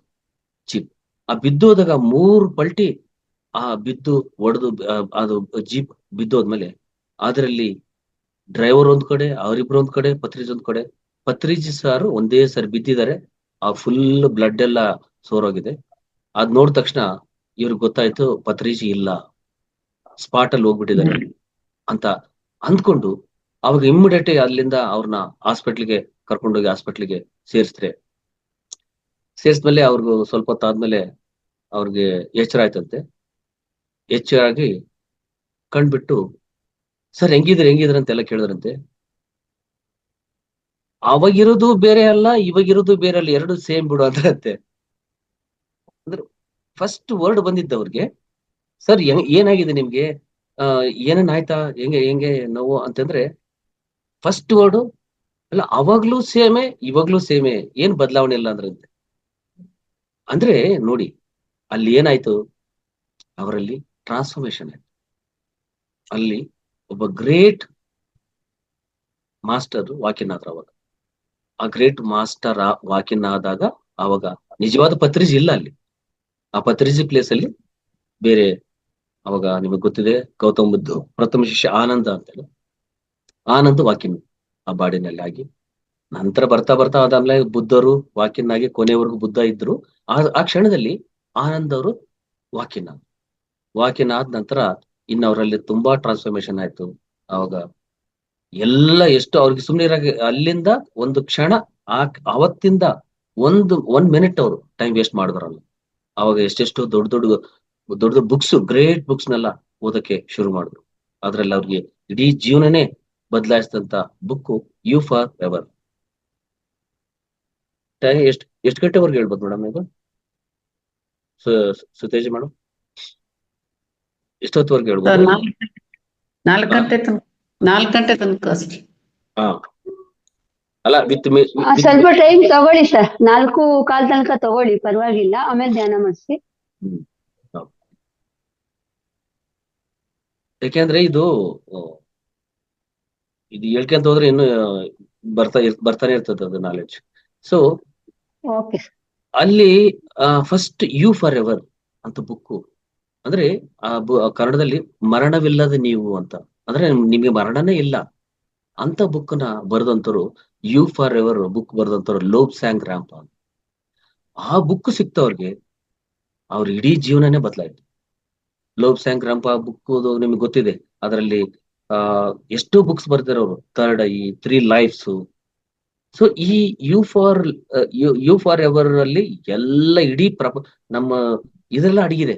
ಅದರಲ್ಲಿ ಆಕರ್ಷಕ ರೆಕಾರ್ಡ್ಸ್ ಅಂದ್ರೆ ಏನು, ಟೆಲಿಪತಿ ಅಂದ್ರೆ ಏನು, ಥರ್ಡ್ ಐ ಅಂದ್ರೆ ಏನು, ಎಲ್ಲ ಇದೆ ಅದರಲ್ಲಿ.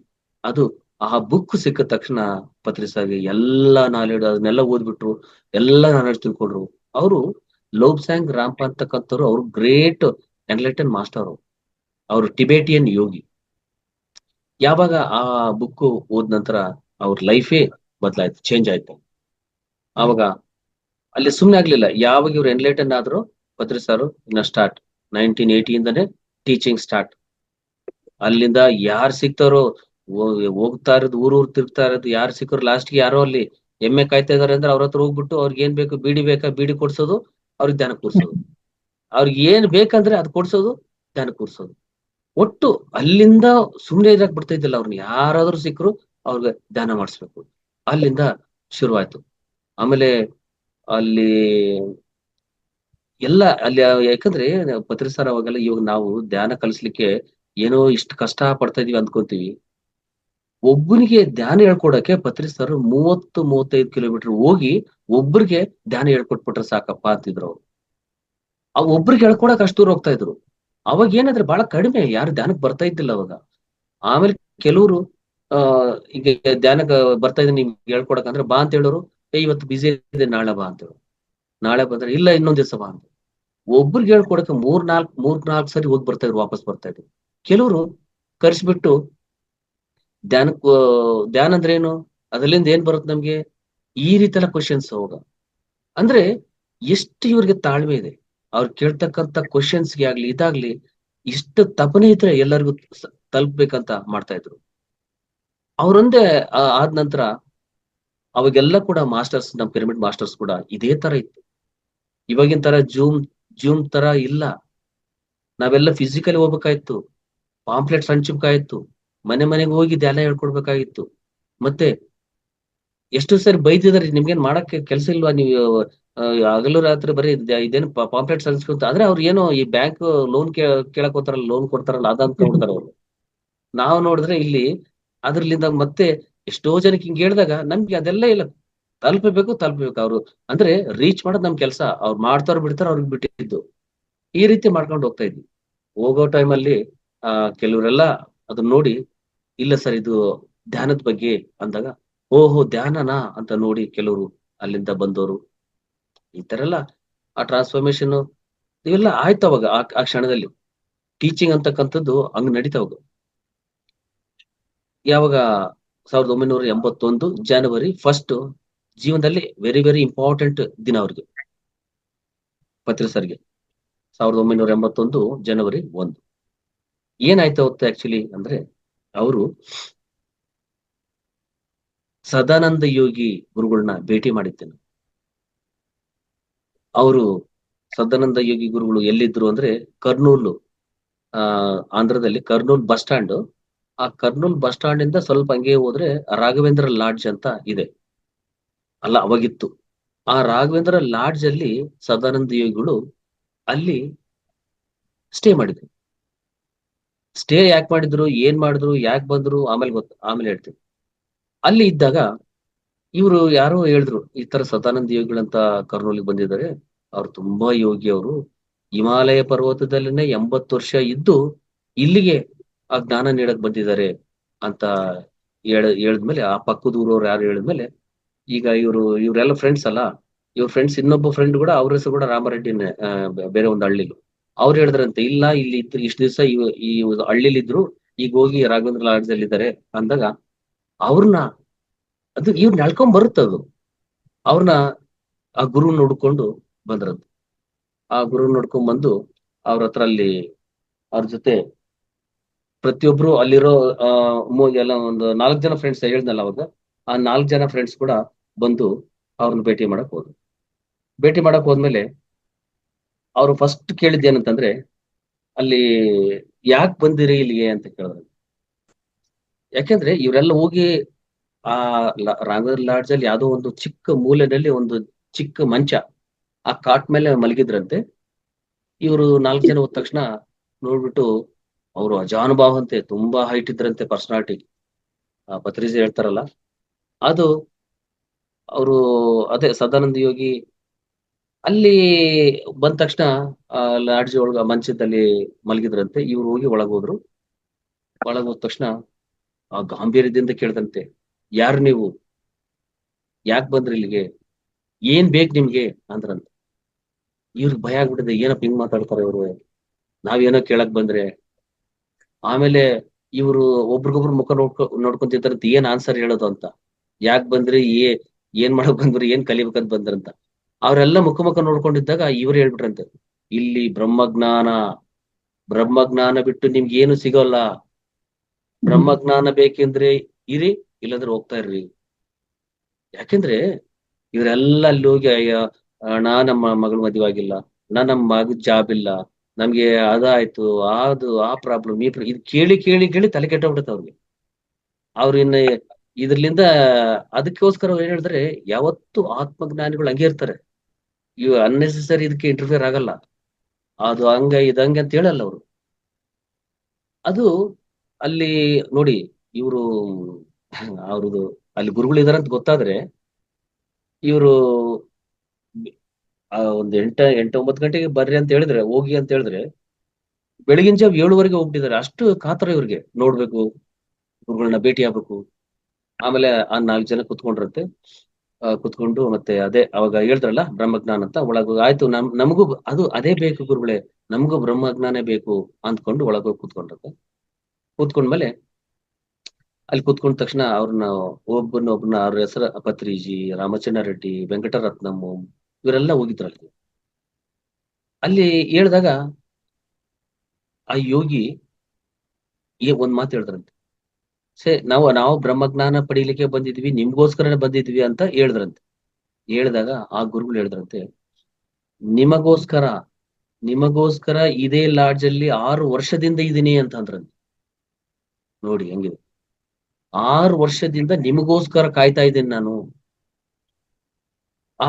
ನೋಡಿ, ಇಲ್ಲಾಂದ್ರೆ ಅವಶ್ಯಕತೆ ಇಲ್ಲ, ಇರೋ ಅವಶ್ಯಕತೆ ಇಲ್ಲ ನೋಡಿ. ಯಾಕಂದ್ರೆ ಅವ್ರು ಬಂದು ಪತ್ರಿಜಿ ಅವ್ರಿಗೆ ಹ್ಯಾಂಡ್ ಓವರ್ ಮಾಡಿದ್ಮೇಲೆ ಹೋಗ್ಬಿಡೋ ಕೆಲಸ ಅಷ್ಟೇ ಅವ್ರದ್ದು.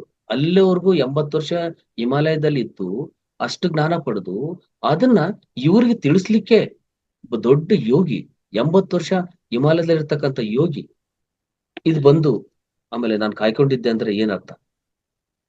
ಯಾವಾಗ ಈ ನೋಡಿ 6 ವರ್ಷ ಬಂದು ಆ ರಾಘವೇಂದ್ರ ಲಾಡ್ಜ್ ಅಲ್ಲಿ ಏನ್ ಮಾಡ್ತಿದ್ರು ಅವರು? ಯಾಕೆಂದ್ರೆ ಇವ್ರು ಯಾರು ರೆಡಿ ಆಗಿದ್ದಿಲ್ಲ. ಯಾರು ಶಿಷ್ಯರು ರೆಡಿ ಆಗೋವರೆಗೂ ಗುರುಗಳಿಗೆ ಕೆಲಸ ಇಲ್ಲ. ಈ ಶಿಷ್ಯರೆಲ್ಲ ರೆಡಿ ಆದ್ಮೇಲೆ ಗುರುಗಳು ಅವಾಗ ದರ್ಶನ ಕೊಟ್ಟು ಅವಾಗ ಹೇಳಿದ್ರು ಅವ್ರು, ಓಕೆ ನಿಮ್ಗೆ ಏನ್ ಬೇಕು, ಹಿಂಗಿದೆ ಅಂತ ಹೇಳಿದಾಗ ಅವಾಗ ಹೇಳಿದ್ರಂತೆ ಅವರೆಲ್ಲ ಈ ಒಂದು ಜರ್ಮನ್ ಭಾಷೆ ಅವ್ರಿಗೆ ಎಷ್ಟು ಅವಾಗ್ಲೇನೆ ಒಂದು 10-11 ಭಾಷೆ ಮಾತಾಡ್ತಿದ್ರಂತೆ ಸದಾನಂದ ಯೋಗಿಗಳು. ಅಷ್ಟು ಅಜಾನುಬಾಹು ಇದ್ದು. ಆಮೇಲೆ ಅದು 1970 ಅಲ್ಲಿ ಬಂದು ಹೋಗಿದ್ರಂತೆ ಅಲ್ಲಿಗೆ. ಅಂದ್ರೆ 1971 ಆತರ ಬಂದು ಅಲ್ಲಿ ಹೋದ್ಮೇಲೆ ಅಂದ್ರೆ ಹೇಳಿದ್ರೆ ಇವ್ರು ಏನಾಗಿದ್ರಂತೆ ಅದನ್ನ ಹೇಳ್ತಾರೆ. ಗತ ಜನ್ಮದ್ದು ಜೀಸಸ್ ಇದಾರಲ್ಲ, ಜೀಸಸ್ ಕ್ರೈಸ್ಟ್, ಆ ಜೀಸಸ್ ಕ್ರೈಸ್ಟ್ ಅವ್ರ ಗುರುಗಳು ಜಾನ್ ಬಾಬಿಸ್ಟ್ ಅಂತ, ಅವರು ನಾನಾಗಿದ್ದೆ ಅಂತ ಹೇಳ್ತಾರೆ. ಅಂದ್ರೆ ಜೀಸಸ್ಗೆ ಇವರು ಗುರುಗಳಾಗಿದ್ರಂತೆ ಗತ ಜನ್ಮದಲ್ಲಿ. ಯಾರು? ಸದಾನಂದ ಯೋಗಿಗಳು. ಬ್ಯಾಪ್ಟಿಸ್ಟ್ ಅಂತಾರೆ, ಜಾನ್ ಬಾಪ್ಟಿಸ್ಟ್ ಅಂತ ಅವ್ರ ಗುರು.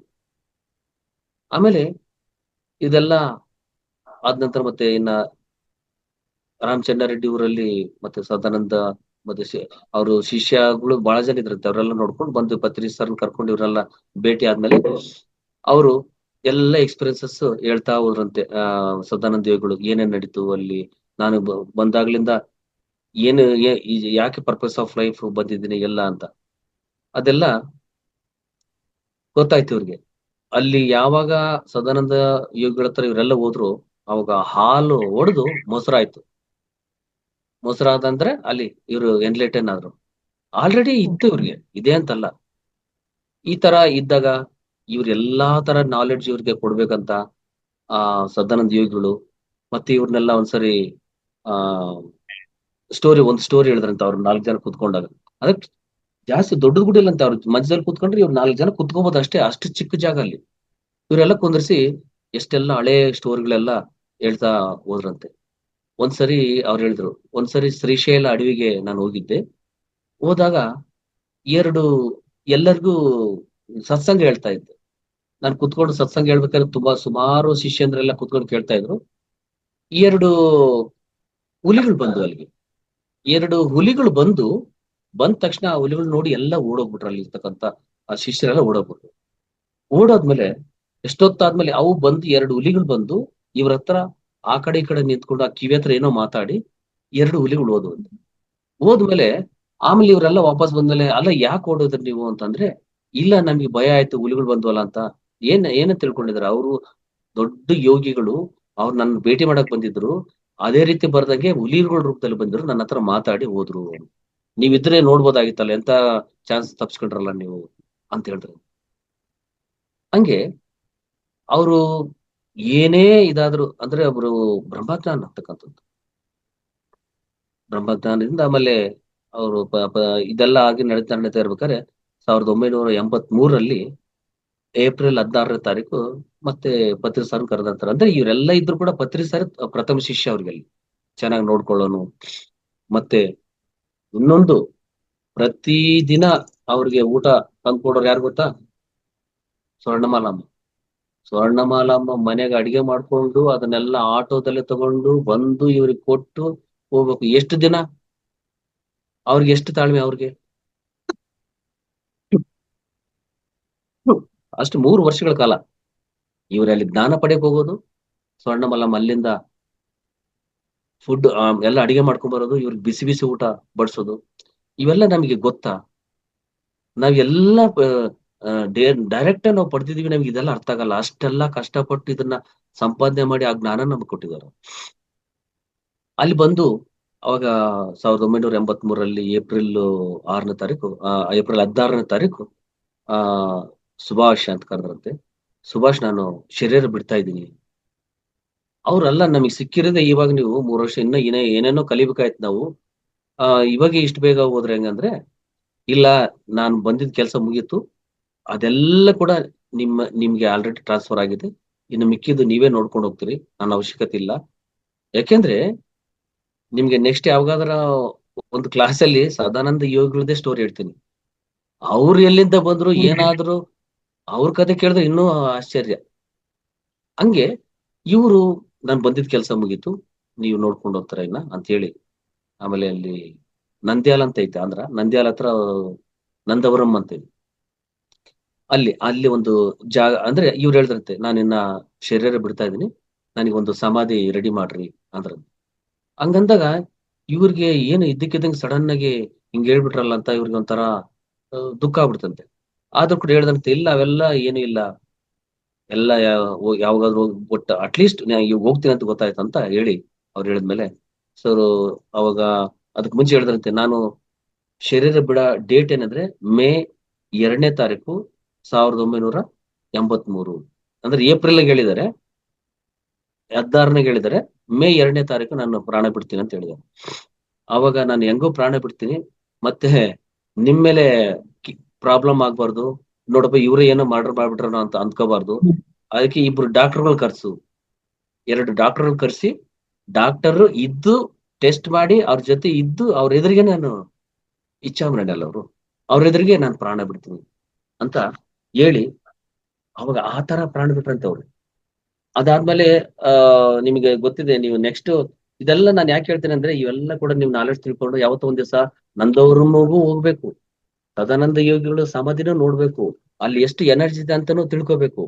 ಯಾಕೆಂದ್ರೆ ನಾವ್ ಇವೆಲ್ಲ ಕೂಡ ಅವಾಗ್ಲೇನೆ ಯಾವಾಗ ಅದು ಗುರು ಪೌರ್ಣಿಮೆ ಅಂತ ನಡೀತದೆ. ಆ ಗುರು ಪೌರ್ಣಿಮೆ ಅಂತ ನಡೆದಾಗ ಆ ಗುರುಗಳೇ ಅಲ್ಲ ಇವ್ರಿಗೆ.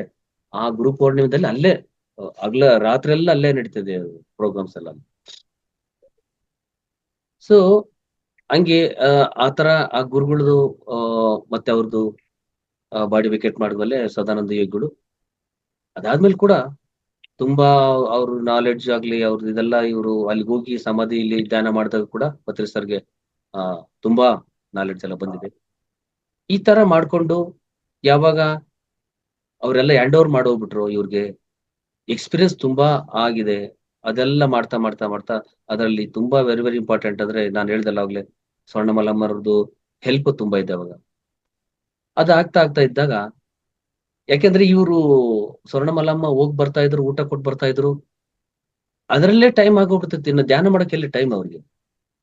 ಅದಾದ್ಮೇಲೆ ಮತ್ತೆ ಪತ್ರಿ ಸರ್ ಹೇಳಿ ನೀನ್ ಧ್ಯಾನ ಕಲ್ತ್ಕೊ, ಧ್ಯಾನ ಮಾಡು ಅಂತ ಹೇಳಿದ್ಮೇಲೆ ಮತ್ತೆ ಸ್ವರ್ಣಮಲಮ್ಮ ಕೂಡ ಧ್ಯಾನ ಶುರು ಮಾಡಿದ್ರು.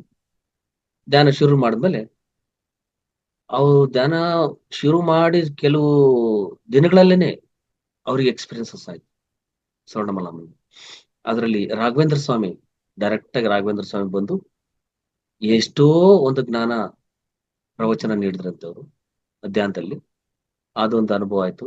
ಮತ್ತೆ ಜೀಸಸ್ ಕ್ರೈಸ್ಟ್ ಬಂದು ಹೀಲಿಂಗ್ ಹೆಂಗ್ ಮಾಡೋದು, ಹೀಲಿಂಗ್ ಪವರ್ಸ್ ಅಂದ್ರೆ ಏನು ಅದೆಲ್ಲ ಹೇಳಿದ್ರಂತೆ.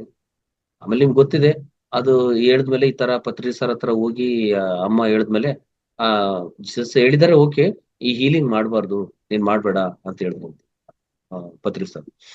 ಅದಾಯ್ತು. ಆಮೇಲೆ 1985 ಇಂದ 1989 ವರ್ಗೂ ಸರ್ಗೆ ಇನ್ನೂ ಪ್ರಮೋಷನ್ ಆಯ್ತು. ಸೀನಿಯರ್ ಅಗ್ರಾಮಿಕ್ ರೆಸಿಸ್ಟ್ ಅಂತ ಅವರು ಒಂದು ಇದಾಗಿ ಅಲ್ಲಿ ಮತ್ತೆ ತಿರ್ಗಾ ಅಂದ್ರೆ ಅಲ್ಲಿಂದ ಪ್ರಮೋಷನ್ ಆಗ್ತಾ ಹೋಯ್ತು ಅವ್ರಿಗೆ. 1991 ನಲ್ಲಿ ಕರ್ನೂರಲ್ಲಿ ಅಸಿಸ್ಟೆಂಟ್ ರೀಜನಲ್ ಮಾರ್ಕೆಟಿಂಗ್ ಇನ್ಚಾರ್ಜ್ ಅಂತ ಟೋಟಲ್ ಎಂಟೈರ್ ಅದಕ್ಕೆಲ್ಲ ಅವರೇ. ಈ ರೀತಿ ಆಗ್ತಾ ಅವ್ರಿಗೆ ಏನಾಯ್ತಂದ್ರೆ ಇದೆಲ್ಲ ಮಾಡ್ತಾ ಮಾಡ್ತಾ ನಾನು ಇದಕ್ಕೆ ಸ್ಪಿರಿಚುವಲ್ಗೆ ಒತ್ತು ಕೊಡ್ತಾ ಇಲ್ಲ ಅಲ್ಲ, ಸ್ಪಿರಿಚುವಲ್ ಬರೀ ಅಂದ್ರೆ ನಾನು ಅಲ್ಲಿ ಇಲ್ಲಿ ಎರಡೆರಡು ಮಾಡ್ತೀನಿ ವರ್ಕು, ನಾನು ಒಂದೇ ಕಡೆ ಮಾಡಿದ್ರೆ ಹೆಂಗಿರುತ್ತೆ ಅಂತ ಅಂದ್ಕೊಂಡು 1992ರಲ್ಲಿ ಉದ್ಯೋಗಕ್ಕೆ ರಾಜೀನಾಮೆ ಮಾಡ್ಬಿಟ್ರು. Full time spiritual. ಅಲ್ಲಿಂದ ಎಲ್ಲ ಉದ್ಯೋಗ ಬಿಟ್ಕೊಟ್ಟು ಇದರಲ್ಲೇ ಇದಾಗ್ಬಿಟ್ರು. ಅಲ್ಲಿಂದ ಯಾವಾಗ ಅಷ್ಟು ಸ್ಯಾಲ್ರಿ ಬರ್ತಾ ಇತ್ತು, ನಡೀತಾ ಇತ್ತು, ಸಡನ್ ಉದ್ಯೋಗ ಬಿಟ್ರೆ ಏನಾಗುತ್ತೆ, ತುಂಬಾ ಕಷ್ಟ ಅನುಭವಿಸಿದ್ರು ಮೇಡಮ್ ಅವರು, ಮಕ್ಕಳು ಎಲ್ಲ ಅವಾಗ. ಯಾಕೆಂದ್ರೆ ಇವೆಲ್ಲ ಗೊತ್ತಾಗಬೇಕು ನಮ್ಗೆ. ನಾವು ಅವರು ಎಲ್ಲ ಇದ್ದೋರು ಬಿಟ್ಕೊಟ್ಟು ಇವತ್ತು ಅವ್ರ ಇನ್ಕಮ್ ಟ್ಯಾಕ್ಸ್ ಆಫೀಸರ್ ಆಗಿದ್ರೆ ಎಷ್ಟು ಕೋಟಿಗಳು ದುಡಿಬೋದಾಗಿತ್ತು, ಎಷ್ಟು ಮನೆ ಕಟ್ಬೋದಾಗಿತ್ತು. ಅವ್ರ ಉದ್ದೇಶ ಅದಲ್ಲ. ಅವರು ಆತ್ಮಜ್ಞಾನಿಯಾಗಿ ನಮ್ಮನ್ನ ಆತ್ಮಜ್ಞಾನಿ ಆಗ್ಲಿಕ್ಕೆ ಬಂದಂತ ಮಹಾನ್ ಭಾವ. ಅಲ್ಲಿಂದ ತುಂಬಾ ಡಿಫಿಕಲ್ಟ್ಸ್ ಕಷ್ಟಗಳೆಲ್ಲ ಅದಾಯ್ತು. ಯಾಕೆಂದ್ರೆ ಜಾಬ್ ಇಲ್ಲ ಅಂದ್ರೆ ಏನ್ ಮಾಡ್ತಾರೆ ಹೇಳಿ, ಸ್ವರ್ಣಮಲ್ಲಮ್ಮ ಆ ಮಕ್ಕಳನ್ನ ನೋಡ್ಕೊಳ್ಳೋದು ಹೆಂಗೆ, ಮತ್ತೆ ಅವ್ರನ್ನ ಓದಿಸೋದು ಹೆಂಗೆ ಎಲ್ಲ. ಅದ್ರಾಗ ಇನ್ನೊಂದೇನು ಏನಾಗ್ತಿತ್ತು ಅಂದ್ರೆ ಪತ್ರಿ ಸರ್ ಅವಾಗ ಇರ್ಬೇಕಾದ್ರೆ ಗೆಸ್ಟ್ಗಳು ತುಂಬಾ ಗೊತ್ತಲ್ಲ, ಇವಾಗ ನಮಗೆ ಫ್ರೆಂಡ್ಸ್ಗಳು ಜಾಸ್ತಿ. ಪತ್ರಿ ಸರ್ ನೋಡಕ ಇದ್ದಕ್ಕಿದ್ದಂಗೆ ಬಂದ್ಬಿಡೋರು. ಬಂದಾಗ ಸ್ವರ್ಣಮಾಲ ಅಡಿಗೆ ಮಾಡುವಂತ ಮುಂಚೆನ್ನ ಹೇಳಿದ್ರೆ ಏನು ರೆಡಿ ಮಾಡ್ಕೊಂತಾರ ಅವ್ರು. ಬಂದ ತಕ್ಷಣ 15 ಜನ ಬಂದ್ರೆ ಆ 15 ಜನ ಬಂದ್ರೆ ಅಡಿಗೆ ಮಾಡು. ಅದ್ ಏನ್ ಮಾಡ್ಬೇಕು ಅವ್ರು, ಏನ್ ಮಾಡ್ಬೇಕು, ಇಲ್ಲಿ ಬರೀ ಅನ್ನ ಬೇಳೆ ಮಾಡಕ್ಕೆ ಟೈಮ್ ಇರಲ್ಲ, ನಮಗೆ ಸಿಗಲ್ಲ. ನಮ್ಗೆ ಏನ್ ಮಾಡ್ಬೇಕಂತ ಗೊತ್ತಾಗಲ್ಲ. ರಾತ್ರಿ ಎಲ್ಲ ಕೇಳ್ತಾರೆ ಏನ್ರಿ ನಾಳೆ ಬೆಳಗ್ಗೆ ಏನ್ ಮಾಡ್ಲಿ ಅಂತ ನಮ್ಮನ್ ಕೇಳ್ತಾರೆ ಎಂತವ್ರು. ಇನ್ನು ಅಲ್ಲಿ ಏನ್ ಗತೆ, ಅವ್ರು ಏನ್ ಮಾಡ್ಬೇಕು ಸಡನ್ ಆಗಿ ಮಾಡೋದು. ಹಂಗೆ ತುಂಬಾ ಕಷ್ಟಪಟ್ಟಿದ್ದಾರೆ ಮೇಡಮ್ ಕೂಡ. ಅಂದ್ರೆ ಕಷ್ಟ ಅಂತಲ್ಲ, ಅದನ್ನ ಚಾಲೆಂಜ್ ಅಲ್ಲಿ ತಗೊಂಡು ಅವರೆಲ್ಲ ಮಾಡಿದಾರೆ. ಅಷ್ಟು ಯಾರೇ ಬಂದ್ರು ಕೂಡ ಓಕೆ, ಯಾರಿಗೂ ಇಲ್ಲ ಅಂತಿದ್ದಿಲ್ಲ. ಇದೆಲ್ಲ ಆದ್ಮೇಲೆ ಮತ್ತೆ ಅದಲು ತುಂಬಾ ಪತ್ರಿಜಿ ಷಷ್ಠಿ ಪೂರ್ತಿ ಅಂತ ಆಚರಿಸ್ಕೊಂಡ್ರು, ತುಂಬಾ ಗ್ರ್ಯಾಂಡ್ ಆಗಿ ನಡೀತಾವಾಗೆಲ್ಲ. ಆಮೇಲೆ ಇದೆಲ್ಲ ಇವ್ರಿಗೆ ಪತ್ರಿ ಸರ್ ಕೂಡ ತುಂಬಾ ಅನುಭವಗಳು. ಅಂದ್ರೆ ಇದೆಲ್ಲ ಆಯ್ತಲ್ಲ, ಇದ್ರ ಜೊತೆಗೆ ಧ್ಯಾನ ಅನುಭವ ಪತ್ರಿಜಿ ಸರ್ಗೂ ಆಗ್ಬೇಕಲ್ಲ. ಇವರೆಲ್ಲ ಮಾಡ್ತಾ ಇದ್ರು, ಎಲ್ಲ ಬುಕ್ಸ್ ಓದಿದ್ರು, ಎಲ್ಲ ಕಡೆ ಪ್ರಚಾರ ಮಾಡಿದ್ರು. ಆದ್ರೆ ಇವ್ರಿಗೆ ಏನಾಯ್ತಂದ್ರೆ ಈ ಬುಕ್ ಓದ್ತಾ ಇದ್ರು, ಈ ಥರ್ಡ್ ಐ ಅಂತ ಇದೆ, ಥರ್ಡ್ ಐಲಿ ಎಲ್ಲ ಕಾಣುತ್ತೆ ನಮ್ಗೆ, ಅದು ಇದು ಅಂತ ಹೇಳ್ತಾ ಇರ್ಬೇಕಾರೆ ಪತ್ರಿ ಸರ್ ಪ್ರಾಕ್ಟಿಕಲ್ ಆಗಿ ನೋಡ್ಕೊಂಡಿದ್ದಿಲ್ಲಂತೆ, ನೋಡೋಣ ಹೇಗಿದೆ ಏನಂತ. ಅದು ಹೆಂಗ್ ಗೊತ್ತಾಯ್ತಂದ್ರೆ ಇವ್ರಿಗೆ ಥರ್ಡ್ ಐ ಇದೆ, ಇದು ನೋಡ್ಕೋಬೇಕಂತ ಯಾವಾಗ ಗೊತ್ತಾಯ್ತಂದ್ರೆ ಒಂದ್ಸರಿ ರಾಮಚಂದ್ರ ರೆಡ್ಡಿ ಅವರು ಕರ್ನೂಲು, ಪತ್ರಿ ಸಾರು ಹೈದ್ರಾಬಾದ್. ಅಲ್ಲಿ ಇರ್ಬೇಕಾದ್ರೆ ಇವಾಗ ತರ ಮೊಬೈಲು ಮತ್ತೆ ಅವೆಲ್ಲ ಏನಿಲ್ಲ ಅಲ್ಲಿ, ಅವಾಗ ಲ್ಯಾಂಡ್ ಲೈನ್ ಅವಾಗ. ಅಲ್ಲಿಂದ ರಾಮಚಂದ್ರ ರೆಡ್ಡಿ ಸರ್ ಫೋನ್ ಮಾಡಿದ್ಮೇಲೆ ಹೈದ್ರಾಬಾದ್ ಇಂದ ಫೋನ್ ಪಿಕ್ ಮಾಡಿ, ಅಲ್ಲಿ ಇದು ಅಂದ್ರೆ ಸೀದಿಸ್ತಾರಂತಾರಲ್ಲ, ಅವು ಏನೋ ಸ್ವರ್ಣಮಾಲಾ ಅಮ್ಮ ಅದು ಏನೋ ವಡೆ ಏನೋ ಮಾಡ್ತಾ ಇದ್ರಂತೆ. ಅದು ಮೋಸ್ಟ್ಲಿ ಅಲ್ಲೇನೋ ಪಕ್ಕದಲ್ಲಿ ಹೋಗಿದ್ರೆ ಗೊತ್ತಾಯ್ತು, ಸೀದಿಸ್ತಾರೆ ನೋಡು ಅಂತ ಹೇಳಿದ್ರಂತೆ. ಸೀದಿಸ್ತಾರಂತಂದ್ರೆ ಅದು ಎಫೆಕ್ಟ್ ಆಗಬಾರ್ದಲ್ಲ. ಆಮೇಲೆ ಒಂದ್ ನಿಮಿಷ ಇರಂತ ಫೋನ್ ಇಟ್ಬಿಟ್ಟು ಹೋಗಿ ನೋಡಿದ್ರೆ ಅಲ್ಲೇ ಕೆಲಸ ಮಾಡ್ತಾ ಇದ್ರಂತೆ ಅಮ್ಮ. ಆಯಿಲ್ ಅಲ್ಲಿ ಆ ಬೋಂಡ ಬಜ್ಜಿ ಅಂತಾರಲ್ಲ ಆ ತರ ಮಾಡ್ತಾ ಇದ್ರಂತೆ. ಆಶ್ಚರ್ಯ ಆಗ್ಬಿಡ್ತಂತೆ ಇವ್ರಿಗೆ. ಆಮೇಲೆ ಇದೇನಿದೆ, ಹೆಂಗ್ ಹೇಳಿದೆ ನೀನು ಅಂದೆ. ಆಮೇಲೆ ಹಂಗೇ ಕಿಟಕಿ ಹತ್ರ ನೋಡು, ನಿನ್ನೆ ಇಬ್ರು ಮಕ್ಕಳು ಬಾಲ್ ಆಡ್ತಾರ ನೋಡೋದು. ಆಮೇಲೆ ನೋಡಿದ್ರೆ ಪರಿಣಿತ ಪರಿಮಳ ಇಬ್ರು ಬಾಲ್ ಆಡ್ತಾ ಇದಾರೆ. ಅದನ್ನ ನೋಡಿ ಅಲ್ಲಿಂದ ಶುರುವಾಯ್ತು ಅವ್ರಿಗೆ, ಇಷ್ಟೆಲ್ಲ ಇದೆಯಾ ಆಧ್ಯಾತ್ಮಿಕತೆಯಲ್ಲಿ. ಅಲ್ಲಿ ಶುರುವಾಗಿ ಅವಾಗ ಅದಾದ್ಮೇಲೆ ಅವ್ರೇನು ಆಲ್ರೆಡಿ ಯಾವಾಗ್ಲೂ ಜ್ಞಾನಿಗಳು, ಮತ್ತೆ ಅವ್ರಿಗೂ ಎಲ್ಲ ಎಷ್ಟೋ ಗತ ಜನ್ಮಗಳೆಲ್ಲ ನೋಡ್ಕೊಂಡ್ರು. ಮತ್ತೆ ಒಂದ್ಸರಿ ನಿಮ್ಗೆ ಇದೇ ಚಾನಲ್ ಅವ್ರ ಗತ ಜನ್ಮಗಳು ಯಾವ್ಯಾವು, ಏನ್ ನೋಡ್ಕೊಂಡ್ರು ಅದ್ರ ಬಗ್ಗೆ ಕೂಡ ಚರ್ಚೆ ಮಾಡೋಣ. ಸೊ ಹಿಂಗೆ ಅವರು ಅದೆಲ್ಲ ಗೊತ್ತಾಯ್ತು. ಯಾಕಂದ್ರೆ ಪ್ರತಿಯೊಂದು ಅವರು ಪ್ರಾಕ್ಟಿಕಲ್ ಆಗಿ ಮಾಡಿರ್ತಕ್ಕಂಥದ್ದು, ಯಾವ್ದೋ ಬುಕ್ ಓದ್ಬಿಟ್ಟು ಹೇಳಿರ್ತಕ್ಕಂಥದ್ದಲ್ಲ. ಈ ರೀತಿ ಎಷ್ಟೋ ಬುಕ್ಸ್ ಓದಿ ಇದೆಲ್ಲ ಮಾಡಿದ್ಮೇಲೆ ಒಂದು ಇಂಪಾರ್ಟೆಂಟ್ ಬುಕ್ ಸಿಕ್ತ ಅವ್ರಿಗೆ, ಪಿರಮಿಡ್ ಬಗ್ಗೆ, ದಿ ಪವರ್ ಆಫ್ ಪಿರಮಿಡ್ ಅಂತ. ಅದು ಸಿಕ್ಕು ಇಡೀ ಪ್ರಪಂಚನ ಬದಲಾಯಿಸ್ಬಿಡ್ತು ನಮ್ಮನ್ನೆಲ್ಲ ಇವಾಗ. ಆ ಪವರ್ ಆಫ್ ಪಿರಮಿಡ್ ಬುಕ್ ಓದ್ ತಕ್ಷಣ ಅವ್ರಿಗೆಲ್ಲ ಓಹೋ ಇಷ್ಟೆಲ್ಲ ನಾಲೆಡ್ಜ್ ಇದೆ ಅಂತೇಳಿ ಎಲ್ಲ ಓದ್ಮೇಲೆ ಅದನ್ನ ಪ್ರಾಕ್ಟಿಕಲ್ ಮಾಡಕ್ ಶುರು ಮಾಡಿದ್ರು. ಅಂದ್ರೆ ಒಂದು ಬ್ಲೇಡ್ ನ ಪಿರಮಿಡ್ ಒಳಗಿಟ್ಟು ಮತ್ತೆ ಹೊರಗಡೆ ಇಟ್ಟು, ಅಂದ್ರೆ ಶೇವಿಂಗ್ ಮಾಡ್ಕೊಂತೀವಲ್ಲ, ಆ ಶೇವಿಂಗ್ ಮಾಡ್ಕೊಂಡಾಗ ಹೊರಗಡೆ ಇರೋದು ಎಷ್ಟು ಸರಿ ಮಾಡ್ಕೋಬಹುದು, ಈ ಪಿರಮಿಡ್ ಒಳಗೆ ಎಷ್ಟು ಸರಿ ಮಾಡ್ಕೋಬಹುದು. ಇದು 15 ಟೈಮ್ಸ್ ಮಾಡ್ಕೋಬಹುದಂತೆ. ಹೊರಗಡೆ ಒಂದು 4 ಟೈಮ್ಗೆ ಇದಾಗ್ಬಿಡುತ್ತೆ, ತುಕ್ ಹಿಡಿದು ಬಿಡುತ್ತೆ. ಇವೆಲ್ಲ ನೋಡಿ ಅಂದ್ರೆ ಬರೀ ಬ್ಲೇಡು ಇದಕ್ಕೆ ಇಷ್ಟು ಪವರ್ ಇದೆ ಅಂದ್ರೆ ನಾವ್ ಅದನ್ನ ಯೂಸ್ ಮಾಡಿದ್ರೆ ಇದಾಗುತ್ತೆ. ಅದಕ್ಕೆ ಮುಂಚೆ ಕೂಡ ಈಜಿಪ್ಟ್ ಪಿರಮಿಡ್ ನಾಲೆಡ್ಜ್ ಕೂಡ ತಿಳ್ಕೊಂಡಿದ್ದವರು, ಅದು ತಿಳ್ಕೊಂಡು ಪ್ರಾಕ್ಟಿಕಲ್ ಮಾಡ್ಬೇಕಂತ ಅವ್ರು ಪ್ರಾಕ್ಟಿಕಲ್ ಮಾಡಿ ಮತ್ತೆ ಕಾರ್ಪೆಂಟರ್ನ ಕರೆಸಿ ಈ ತರ ಪಿರಮಿಡ್ ತಯಾರು ಮಾಡು ಅಂತ ಅವ್ರು ನೋಡಿದಾಗ ಸೇಮ್ ಪಾಯಿಂಟ್ 52 ಡಿಗ್ರಿ ಆ ತರ ಮಾಡಿ ಅದ್ರಲಿಂದನೇ ಅವ್ರು ಪ್ರಯೋಗ ಮಾಡ್ತಾ ಬಂದಾಗ ಎಲ್ಲ ಸಕ್ಸಸ್ ಆಯ್ತಂತೆ. ಅವಾಗ ಏನಾಯ್ತಂದ್ರೆ ಈ ರೀತಿ ಒಂದು ಪಿರಮಿಡ್ ಕಟ್ಬೇಕು ನಾನು ಅಂತ ಅವ್ರಿಗೆ ಮನಸ್ಸಲ್ಲಿ ಬಂತು. ಅವಾಗ ಗ್ರೇಟ್ ಲೆಜೆಂಡ್ ಬಿ.ವಿ. ರೆಡ್ಡಿ ಅಂತ, ಕರ್ನೂಲಲ್ಲಿ ಬಿ.ವಿ. ರೆಡ್ಡಿ ಅಂತ, ಅವರು ನಾನು ಜಾಗ ಕೊಡ್ತೀನಿ ಪಿರಮಿಡ್ ಕಟ್ಕೊಳ್ಳಿ ಅಂತ ಹೇಳಿ ಫಸ್ಟ್ ಪಿರಮಿಡ್, ಬುದ್ಧ ಪಿರಮಿಡ್ ಕರ್ನೂಲಲ್ಲಿ ಸ್ಥಾಪನೆ ಆಯ್ತು. ಅದಕ್ಕೆ ಬಿ.ವಿ. ರೆಡ್ಡಿ ಅವರು ಕಾರಣ. ಅದಕ್ಕೆ ಪಿರಮಿಡ್ ಜಾಗ ಕೊಟ್ರು. ಅದಕ್ಕೆ ಎಷ್ಟೋ ಒಂದು ಅಲ್ಲಿಂದ ಶುರುವಾಯ್ತು ಇಡೀ ನಮ್ಮ ಪಿರಮಿಡ್ ಸೊಸೈಟಿ ಮೂವ್ಮೆಂಟ್ ಅಂತಕ್ಕಂಥದ್ದು ಅಲ್ಲಿ ಶುರುವಾಯ್ತು. ಅವಾಗ ಎಷ್ಟೋ ಬುಕ್ಸ್ ಎಲ್ಲ ಅಲ್ಲಿ ಬರೋರಿಗೆ ಓದ್ಲಿ ಅಂತ ಇಡ್ತಾ ಇದ್ರು. ಓಶೋ ಬುಕ್ಸ್ ಎಲ್ಲ ಓದ್ತಾ ಇದ್ರು. ಆಮೇಲೆ ಓಶೋ ಬುಕ್ ಓದ್ತಾ ಪತ್ರಿಜಿ ಗೊತ್ತಾಯ್ತಂತೆ, ಹೇಳ್ಬಿಟ್ರಂತೆ ಆ ಧ್ಯಾನದಲ್ಲೇನೆ, Osho is my brother, Buddha is my boss ಅಂತಂದ್ರೆ. ನೋಡಿ ಎಲ್ಲ ಅಂದ್ರೆ ಈ ಎಲ್ಲಾ ಜನ್ಮಗಳಲ್ಲಿ ಇವ್ರಿಗೆ ಲಿಂಕ್ ಇರುತ್ತೆ. ಸೊ ಇದು ಆಮೇಲೆ ಅದೆಲ್ಲ ನೋಡ್ತಾ ಆಮೇಲೆ ಈ ಸ್ಥಾಪನೆ ಏನೋ ಒಂದ್ ಮಾಡ್ಬೇಕು ನಾವಂತ PSSM ಮೂವ್ಮೆಂಟ್ ನ ಸ್ಥಾಪನೆ ಮಾಡಿದ್ರಂತೆ 1990 91ರಲ್ಲಿ ಪಿರಮಿಡ್ ಕರ್ನೂಲಲ್ಲಿ ಆಯ್ತು. 91ರಲ್ಲಿ PSM pyramid spiritual society movement ಸ್ಥಾಪನೆ ಮಾಡಿದ ನಂತರ ಅದು ಎಲ್ಲ ಕಡೆ ಮೂಲೆಗೂ ವಿಸ್ತರಣೆ ಮಾಡ್ತಾ ಹೋದ್ರು. ಪಿರಮಿಡ್ಗಳು ಎಲ್ಲ ಕಡೆ ಉಟ್ಕೊಂಡ್ರು. ನಿಮ್ಗೆ ಗೊತ್ತಿದೆ ಪಿರಮಿಡ್ ವ್ಯಾಲಿ ಕೂಡ 2000 ಟೈಮ್ ಅಲ್ಲಿ ಆಯ್ತು. ಅದು ಇಂಟರ್ನ್ಯಾಷನಲ್, ಇಡೀ ಪ್ರಪಂಚದಲ್ಲಿ ಧ್ಯಾನ ಒಂದು ಪಿರಮಿಡ್ ವ್ಯಾಲಿ. ಅದಾದ್ಮೇಲೆ ಎಲ್ಲ ಕಡೆ ಇಡೀ ನಮ್ಮ ಆಂಧ್ರ ಅಲ್ಲ, ಕರ್ನಾಟಕ ಅಲ್ಲ, ದೇಶ ಅಲ್ಲ, ಇಡೀ ಪ್ರಪಂಚನೇ ತಿರುಗ್ತಾ ಹೋದ್ರು ಎಲ್ಲ ಸ್ಪ್ರೆಡ್ ಮಾಡಕ್ಕೆ ಧ್ಯಾನನ. ಮಾನಸ ಸರೋವರ್ ಹೋದ್ರು, ಮತ್ತೆ ಅಟ್ಲಾಂಟಿಕಾ, ಮತ್ತೆ ಶ್ರೀಲಂಕಾ, ನ್ಯೂಜಿಲೆಂಡ್, ಆಸ್ಟ್ರೇಲಿಯಾ, ಎಲ್ಲ ಕಡೆ ವಿಶ್ವವ್ಯಾಪಿಯಾಗಿ ತಿರುಗಿ ಇದೆಲ್ಲ ಮಾಡುದು.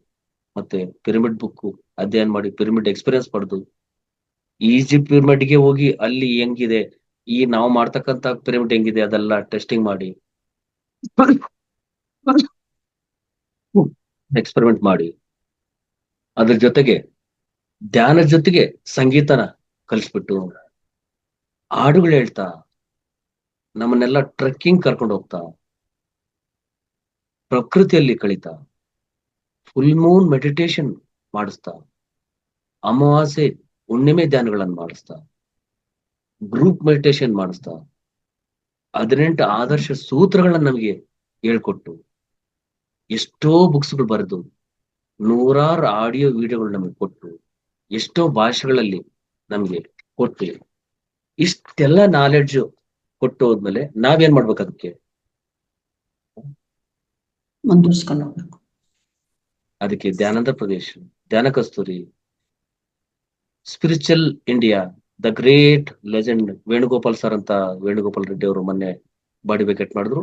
ಅದಕ್ಕೆ ಸ್ಪಿರಿಚುವಲ್ ಇಂಡಿಯಾ ಆ ಬುಕ್ಸ್ ಬರೀತಾ ಇದ್ದವ್ರೆ ಗ್ರೇಟ್ ಲೆಜೆಂಡ್, ಗ್ರೇಟ್ ಮಾಸ್ಟರ್.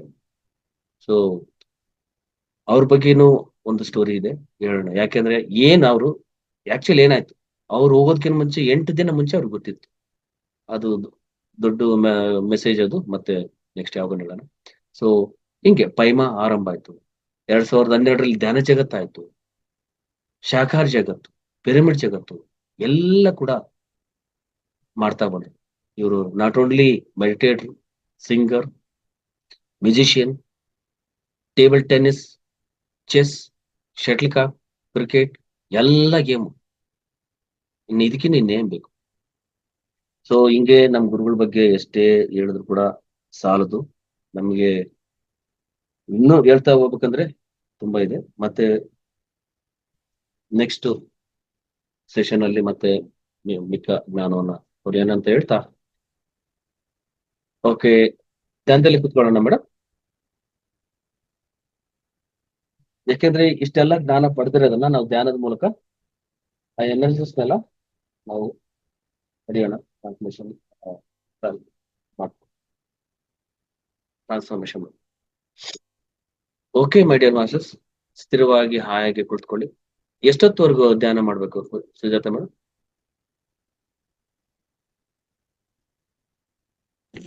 ಅರ್ಧ ಗಂಟೆ ಸರ್, 30 ನಿಮಿಷ. Okay okay my dear masters, ಆರಾಮಾಗಿ ಹಾಯಾಗಿ ಕುಳಿತುಕೊಳ್ಳಿ. ಯಾವುದೇ ಒತ್ತಡ ಬೇಡ, ಬಿಗುತ ಬೇಡ. ಕಾಲಿಂದ ಕಾಲ್ ಕ್ರಾಸ್ ಮಾಡಿಕೊಂಡು ಬೆರಳನ್ನು ಜೋಡಿಸ್ಕೊಂಡು ಹಗುರವಾಗಿ ಕಣ್ಣನ್ನು ಮುಚ್ಚಿ ಅರ್ಧ ಗಂಟೆ ಸಮಯ ನಿಮ್ಮನ್ನು ನೀವು ಮರೆತು ಬಿಟ್ಟು I am not body, I am not mind, I am soul ಅನ್ನೋ ಸ್ಥಿತಿಯಲ್ಲಿ ಸ್ಥಿರವಾಗಿ ಕೂತು ನಿಮ್ಮ ಇಡೀ ಶರೀರದ ಕಣ್ಣುಗಳು ಕೂಡ ಲಾಟ್ ಆಫ್ ರಿಲ್ಯಾಕ್ಸೇಷನ್, ಶರೀರದ ಕಣ್ಣುಗಳು ಕೂಡ ಪ್ರಶಾಂತತೆಯನ್ನು ಗಮನಿಸ್ತು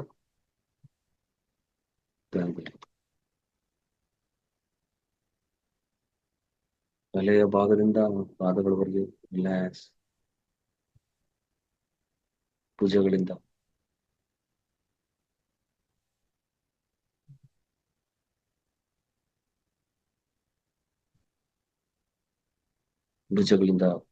ಬೆರಳುಗಳವರೆಗೂ body relax.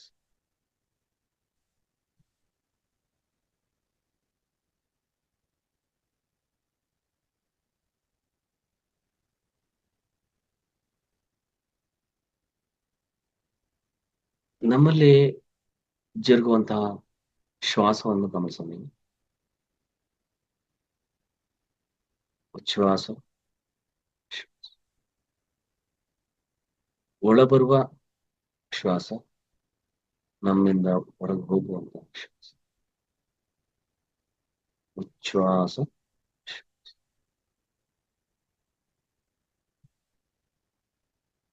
inhale and exhale.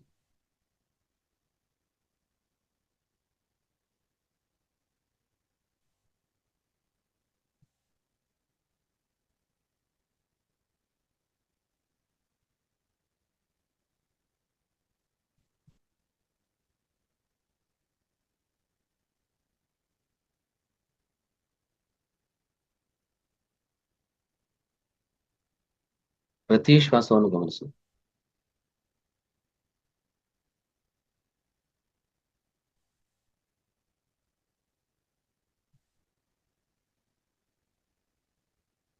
ಯಾವುದೇ ಆಲೋಚನೆ ಬಂದಿತ್ತು ನಮ್ಮ ಗಮನ ಶ್ವಾಸದ ಮೇಲೆ.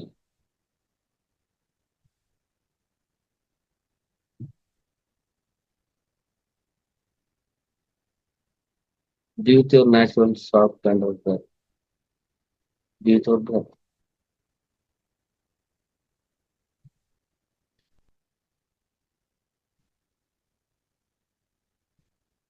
We are not only body, we are not only mind, soul being.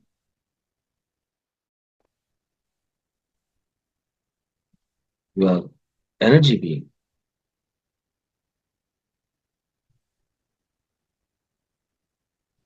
You are light.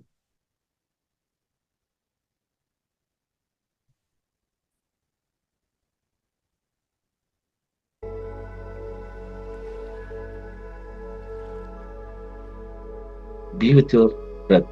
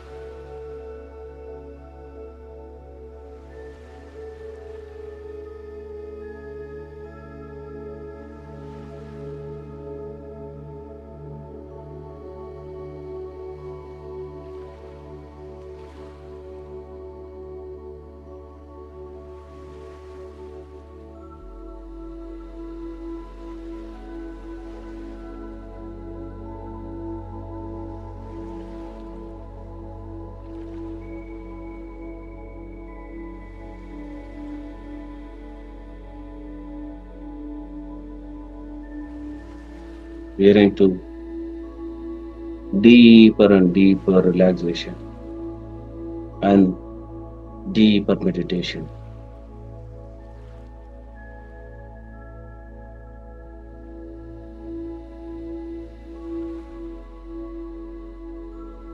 We are in the inner silence, getting lot of cosmic connection.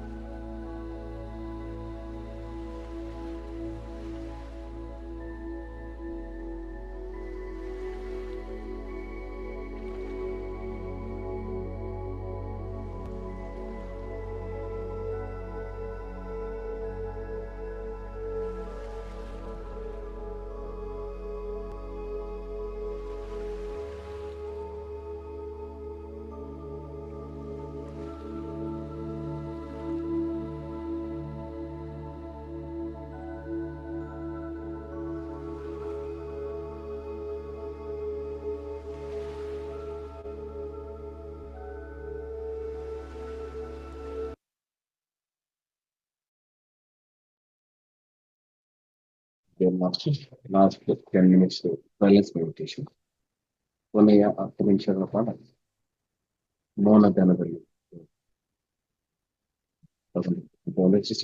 ಎಲ್ಲ stabilise ಆಗುತ್ತೆ. ಇದೇ ರೀತಿ ಧ್ಯಾನದಲ್ಲಿ ಮುಂದುವರಿದು ಬ್ಯಾಲೆನ್ಸ್ ಮೆಡಿಟೇಷನ್ ಮಾಡೋಣ.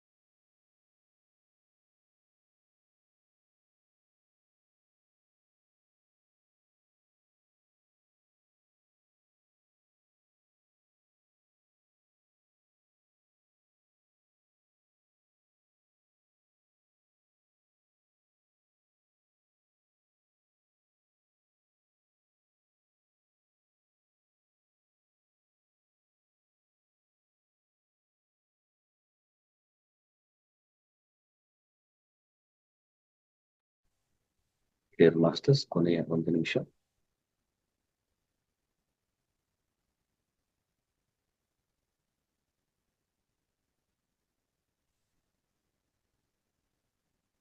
ಧ್ಯಾನ ಸ್ಥಿತಿಯಿಂದ ಸಹಜ ಸ್ಥಿತಿಗೆ ಬನ್ನಿ. ನಿಮ್ಮ 2 ಬೆರಳುಗಳನ್ನ ಬಿಡಿಸ್ಕೊಂಡು 2 ಹಸ್ತಗಳನ್ನ ಕಣ್ಣಲ್ಲಿ ಇಟ್ಕೊಳ್ಳಿ. 5, 4, 3, 2, 1, 0. ಮಂದಹಾಸದೊಂದಿಗೆ 2 ಹಸ್ತಗಳನ್ನು ನೋಡ್ತಾ ಕಣ್ಣುಗಳಂತ ಡಿಯರ್ ಮಾಸ್ಟರ್ಸ್, ಒಂದು ಅದ್ಭುತವಾದ ಧ್ಯಾನಕ್ಕೆ ಚಪ್ಪಾಳೆಯೊಂದಿಗೆ ಕೃತಜ್ಞತೆಗಳನ್ನು ಸಲ್ಲಿಸಲು. Thank you.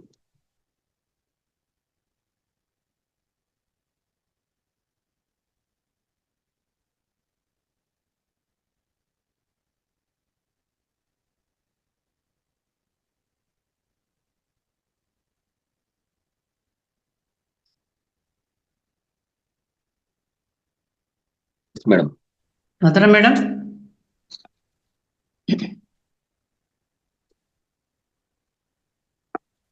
ಸರ್ ತುಂಬಾ ಖುಷಿ ಆಯ್ತು ಸರ್. ತುಂಬಾ ಧನ್ಯವಾದಗಳು ನಿಮಗೆ. ಇವತ್ತಿನ ಸಂಚಿಕೆ ವಿಶೇಷವಾಗಿತ್ತು ಅಂತ ಹೇಳ್ಬೋದು ಸರ್. ಯಾಕಂದ್ರೆ ಬೇರೆ ನೀವು ಹೇಳಿದಂಗೆ ಬೇರೆ ವಿಷಯಗಳನ್ನೆಲ್ಲ ನಾವು ಪದೇ ಅದನ್ನ ನಾವು ಕೇಳ್ತೀವಿ, ಮನನ ಮಾಡ್ಕೊಳ್ತಾ ಇರ್ತೀವಿ. ಆದ್ರೆ ಒಂದು ಮಹಾತ್ಮರ ಚಿಂತೆಯಿಂದ ಸ್ಟಾರ್ಟ್ ಮಾಡಿದ್ರಿ ಸರ್. ತುಂಬಾನೇ ಖುಷಿ ಆಯ್ತು. ಅಂದ್ರೆ ನೀವ್ ಹೇಳ್ದಂಗೆ ಅದು ಹುಟ್ಟಿದಾಗಿಂದ ಹೇಳ್ತೀರಿ. ಆಮೇಲೆ MBBS ಅನ್ನೋದಕ್ಕೆ ನೀವು ಬೇರೆ ಯಾವ್ದನ್ನ ಹೇಳಿದ್ರಲ್ಲ ಸರ್, ಅಂದ್ರೆ ಮೆಡಿಸಿನ್ ಬದಲು ಮೆಡಿಟೇಷನ್, ಸರ್ಜರಿ ಬದಲು ಸ್ಪಿರಿಚುವಾಲಿಟಿ ಎಲ್ಲ ಬಹಳ ಖುಷಿ ಆಯ್ತು ಸರ್. ಅವ್ರು ಬೆಳೆದು ಬಂದ ರೀತಿ ಅಥವಾ ಅವರು ಸದಾನಂದ ಯೋಗಿಗಳನ್ನ ಭೇಟಿಯಾಗಿದ್ದು, ಓಶೋ ರಜೇಶ್, ಇದೆಲ್ಲ ಕೇಳಿದ್ರೆ ನಾವು ಇಂಥ ವಿಷಯವನ್ನು ಅವ್ರು ನಿಮ್ಮ ಬಾಯಿಂದ ಕೇಳ್ತಾ ಇರೋದು ನಮ್ಮ ಪುಣ್ಯ ಅನ್ಸುತ್ತೆ ಸರ್. ಮುಂದಿನ ಕ್ಲಾಸ್ಗೆ ಇದು ಇಲ್ಲಿಗೆ ಮುಗ್ದಿಲ್ಲ ಇನ್ನು ಅವ್ರದ್ದು. ಅದೇ ಸರ್, ಮುಂದೆ ಕಂಟಿನ್ಯೂ ಮುಂದಿನ ಕ್ಲಾಸ್ಗೆ ನಾವು ಕಾಯ್ತಾ ಇರ್ತೀವಿ ಸರ್. Thank you sir. ತುಂಬಾ ಧನ್ಯವಾದಗಳು. ಸ್ಪಷ್ಟವಾಗಿ ತುಂಬಾ ಅರ್ಥ ಆಗೋ ತರ ಚೆನ್ನಾಗಿ ಹೇಳ್ತೀರಿ ಸರ್. ಅದು ಕೇಳ್ತಾ ಇರ್ಬೇಕು ಅನ್ಸುತ್ತೆ, ಅಷ್ಟು ಚೆನ್ನಾಗಿತ್ತು ಸರ್ ಅವರ ಚರಿತ್ರೆ. Thank you sir. ಯಾಕಂದ್ರೆ ನಮ್ ಗುರುಗಳ ಬಗ್ಗೆ ನಾವು ತಿಳ್ಕೊಬೇಕಲ್ವಾ? ಹೌದು ಸರ್. ಎಲ್ಲರಿಗೂ ನಮಗ್ ತಿಳ್ಕೊಳ್ಳೋದು ಒಂದೇ ಅಲ್ಲ, ಹೊಸದಾಗಿ ಬರ್ತಕ್ಕಂಥವ್ರಿಗೆ ಯಾರ್ ಪತ್ರಿಜಿ ಅಂತ ಹೇಳೋರ್ ಬೇಕಲ್ವ ನೀವು? ಸೊ ನೀವೆಲ್ಲ ತಿಳ್ಕೊಳ್ಳೋ ಎಲ್ಲ ಗೊತ್ತಾದ್ರೆ ತಾನೆ ಹೇಳಕ್ಕಾಗುತ್ತೆ. ಸೊ ಹೊಸಬರಿಗೆಲ್ಲ ಹೇಳ್ಬೇಕು, ಅವ್ರ ವ್ಯಕ್ತಿ ಅಲ್ಲ ಶಕ್ತಿ ಅಂತ ಹೇಳ್ಬೇಕಲ್ವ ನಾವು. Okay master Geeta madam. ನಮಸ್ತೆ. ಎಸ್ ಸರ್, ನಮಸ್ತೆ. ಧ್ಯಾನ ಅಂತೂ ಫುಲ್ ಹೈ ಎನರ್ಜಿ ಇತ್ತು sir. Thank you so much sir. ಇವತ್ತು ಪತ್ರಿಜಿ ಅವ್ರ ಜೊತೆಗೆ ಇನ್ನೊಂದು ಅವ್ರದ ಒಂದು ಚರಿತ್ರೆ ಕೇಳಿದ್ವಿ, ಇನ್ನೊಂದು ಚರಿತ್ರೆನ ನಾವು ನೋಡೇ ಇರ್ಲಿಲ್ಲ, ಕೇಳಿರ್ಲಿಲ್ಲ. ಆ ಚರಿತ್ರೆ ನಿಮ್ಮ ಬಾಯಿ ಮೂಲಕ ಕೇಳದೆ ಒಂದು ಅದ್ಭುತ ಅನ್ಸ್ತು. Thank you so much sir. ಅದ್ಭುತವಾದ ಕ್ಲಾಸ್ ಇವತ್ತಂತ ಅನ್ಬೋದು. ಪತ್ರಿಜಿ ಅವರು ಎಲ್ಲರಿಗೂ ತಿಳ್ಕೊಂಡಿರ್ಬೇಕು. ಯಾಕಂದ್ರೆ ಮುಂದೆ ಬರುವಂತವ್ರು ಈಗೆಲ್ಲ ಬೇರೆ ಬೇರೆ ಕ್ಲಾಸಸ್ ಕೊಡು ಅಂದ್ರೆ ಎಲ್ರು ಕೊಡ್ತಾರೆ. ಸ್ವಾಧ್ಯಾಯ ಆಗಿರ್ಬೋದು, ಪುಸ್ತಕಗಳನ್ನು ಓದಿಕೊಂಡು ಅಥವಾ ಯಾವ್ದೋ ಒಂದು ಜ್ಞಾನವನ್ನು ಪಡ್ಕೊಂಬಂದ್ ಹೇಳಂದ್ರೆ, ಬಟ್ ಸರ್ ಬಗ್ಗೆ ತಿಳ್ಕೊಂಡಿರ್ಬೇಕು ಸರ್ ನಾವು, ನೀವು ಹೇಳ್ದಾಗೆ. Okay, thank you so much sir. ಇವತ್ತು ಧ್ಯಾನ ಸಹ ತುಂಬಾನೇ ಹೈ ಎನರ್ಜಿ ಇತ್ತು ಸರ್. ಎಸ್ ಮಾಸ್ಟರ್ಸ್, ಇವತ್ತಿನ ಕ್ಲಾಸ್ ಹೇಗಿತ್ತು? ಪ್ರಶ್ನೋತ್ತರ ಆಗಿರ್ಬೋದು, ನಿಮ್ಮ ಅನಿಸಿಕೆ ಆಗಿರ್ಬೋದು ಮಾಸ್ಟರ್ಸ್ ಹ್ಯಾಂಡ್ ರೈಸ್ ಮಾಡಿ. ಯಶೋಧ ಮ್ಯಾಮ್ ನಮಸ್ತೆ, ಮಾತಾಡಿ. ನಮಸ್ತೆ. ನಮಸ್ತೆ ಸರ್. ನಮಸ್ತೆ. ಅಂದ್ರೆ ನಾವು ಹೊಸಬ್ರು ಇಲ್ಲಿ ಬಂದಿರೋದು, ಧ್ಯಾನಕ್ಕೆ ಬಂದಿರೋದು 4-5 ತಿಂಗಳಾಗಿದೆ. ಗೊತ್ತಿರ್ಲಿಲ್ಲ ಸರ್, ಪತ್ರಿಜಿ ಅವ್ರ ಬಗ್ಗೆ ಗೊತ್ತೇ ಇರ್ಲಿಲ್ಲ. ಅವ್ರ ಬುಕ್ ಅಷ್ಟೇ ಓದ್ತಿದೀವಿ, ಮಾಸ್ಟರ್ ಆಗೋದು ಹೇಗೆ, ಯಾವ ರೀತಿ ಧ್ಯಾನ ಮಾಡ್ಬೇಕು ಅದಷ್ಟೇ ಗೊತ್ತಿತ್ತು. ಫುಲ್ಲು ಅವ್ರು ಹುಟ್ಟಿಂದ ಹಿಡ್ದು ಅದುವರೆಗುನು ಕಡೆವರ್ಗುನು ನೀವ್ ಹೇಳಿದ್ದು ತುಂಬಾ ಒಂಥರ ಮನದಟ್ಟಾಯ್ತು ಸರ್. ಈಗ ನಮಗೆ ಆನ್ಲೈನ್ ಅಲ್ಲಿ ಎಲ್ಲ ಸಿಗ್ತಿದೆ, ಈ ಫೋನ್ ಇಂದ ಎಲ್ಲ ಸಿಗ್ತಿದೆ. ಅವರು ಧ್ಯಾನ ಹೇಳ್ಕೊಡ್ಲಿಕ್ಕಾಗೇನೆ 30-35 ಕಿಲೋಮೀಟರ್ ಓಡಾಡಿದ್ದಾರೆ ಅಂತಂದ್ರೆ ಅವ್ರು ಎಷ್ಟು ದೇವ್ರೆ ಸರ್ ಅವ್ರು, ಹೇಳ್ಬೇಕು ಅಂತಂದ್ರೆ. ಒಬ್ಬೊಬ್ಬ ಧ್ಯಾನ ಬಿಂದು ಒಂಥರ ಗಂಟ್ಲೆ ನೋಡ್ತಿತ್ತು ಸರ್. ಅವ್ರ ಬಗ್ಗೆ ಹೇಳ್ಬೇಕಾದ್ರೆ ಏನಾರ ಒಂಥರ ಗಂಟ್ಲಲ್ಲೇ ಹಿಡ್ಕೊಂಡಂಗ ಆಗ್ತಿತ್ತು. ಅವರು ಜೀಪ್ ಇಂದ ಬಿದ್ದಾಗ ಹಾಸ್ಪಿಟ್ಲಿಗೆ ಹೋಗಿದ್ದು ಅದೆಲ್ಲ ಕೇಳಿಸ್ಕೊಂಡಾಗ ಒಂಥರ ಮಿರಾಕಲ್ ಅನ್ಸುತ್ತೆ ಸರ್. ನಾವು ಕೇಳ್ತಾ ಇರ್ಬೇಕಾದ್ರೆ ಆ ಒಂದು ಪ್ರೆಸೆನ್ಸ್ ಅಲ್ಲಿ ಇರ್ತೀವಿ ನಾವು. ಕೇಳ್ತಾ ನಾವ್ ಅಲ್ಲಿ ಇದೀವೇನೋ, ನಾವೇ ಕಣ್ಣಾರ ನೋಡ್ತೀವೇನೋ ಅನ್ನೋ ರೀತಿಲಿ ಆಗ್ತದೆ ಅನ್ಸುತ್ತೆ ನಮ್ಗೆ. ನೀವು ಒಂಥರ ಪುಣ್ಯ ಮಾಡಿದ್ದೀರಾ ಸರ್, ಅವ್ರ ಜೊತೆ ವರ್ಕ್ ಮಾಡಿದಿರಲ್ಲ, ನೀವು ಪುಣ್ಯ ಮಾಡಿದ್ದೀರಾ, ನೋಡಿದಿರಲ್ವಾ. ಪತ್ರಿಜಿ ಅವ್ರ ಮೂಲಕನೇ ನಿಮ್ಮನ್ನ ನೋಡ್ದಂಗೆ, ಪತ್ರಿಜಿ ನೋಡ್ದಂಗೆ ಅನ್ಸುತ್ತೆ ಸರ್. ನಿಮ್ಮನ್ನ ಅವರ ಮುಖಾಂತರನೇ ನೋಡ್ಬೇಕೀಗ. ಎಲ್ಲರೂ ಅವರು ಒಂದು, ಯಾಕಂದ್ರೆ ಅವ್ರು ನಮ್ಗೆಲ್ಲ ಅಂದ್ರೆ ಎಲ್ರು ಎಲ್ಲ ಕೆಲಸ ಮಾಡಕ್ ಆಗಲ್ಲ. ಸೊ ಈಗ ಹೌದು ನೋಡಿ, ಸರ್. ಈಗ ಎಲ್ಲರೂ ಕ್ಲಾಸ್ ಮಾಡ್ತಾರೆ ಅಂದ್ರೆ ಎಲ್ಲರೂ ಕ್ಲಾಸ್ ಯಾವ್ದು ವೇಸ್ಟ್ ಅಲ್ಲ, ಅಲ್ಲಿ ಎಲ್ಲಾನು ಇಂಪಾರ್ಟೆಂಟೇ. ಸೊ ಅದರಲ್ಲಿ ನಾನು ಆಯ್ಕೆ ಮಾಡ್ಕೊಂಡದ್ದು ಇದು ಅಷ್ಟೇ. ಈಗ ಸೈನ್ಸ್ ವೇಸ್ಟಾ, ಆರ್ಟ್ಸ್ ವೇಸ್ಟಾ, ಕಾಮರ್ಸ್ ವೇಸ್ಟಾ ಅನ್ನಂಗಿಲ್ಲ, ಎಲ್ಲನೂ ಇಂಪಾರ್ಟೆಂಟೇ. ಯಾವ ಸಬ್ಜೆಕ್ಟು ಬೇಕು ಸೊ ಇಲ್ಲಿ? ನಾನು ಯಾವುದು ರಾಜ್ಯಶಾಸ್ತ್ರ, ಆ ಆ ಶಾಸ್ತ್ರ, ಈ ಶಾಸ್ತ್ರ ಬಿಟ್ಟು ಆಧ್ಯಾತ್ಮಿಕ ಶಾಸ್ತ್ರ ಇಟ್ಕೊಂಡಿದ್ದೀನಿ ಅಷ್ಟೇ. ಈ ರಂಗನಾಥ ಗುರುಗಳಿಗಂತೂ ಕೋಟಿ ಕೋಟಿ ನಮನಗಳು ಸರ್. ಅವ್ರ ಮುಖಾಂತರನೇ ಇಷ್ಟೆಲ್ಲ ಆಗ್ತಿದೆ ಅಲ್ವಾ? ಅವ್ರಿಗಂತೂ ಕೋಟಿ ಪ್ರಣಾಮಗಳು ಸರ್.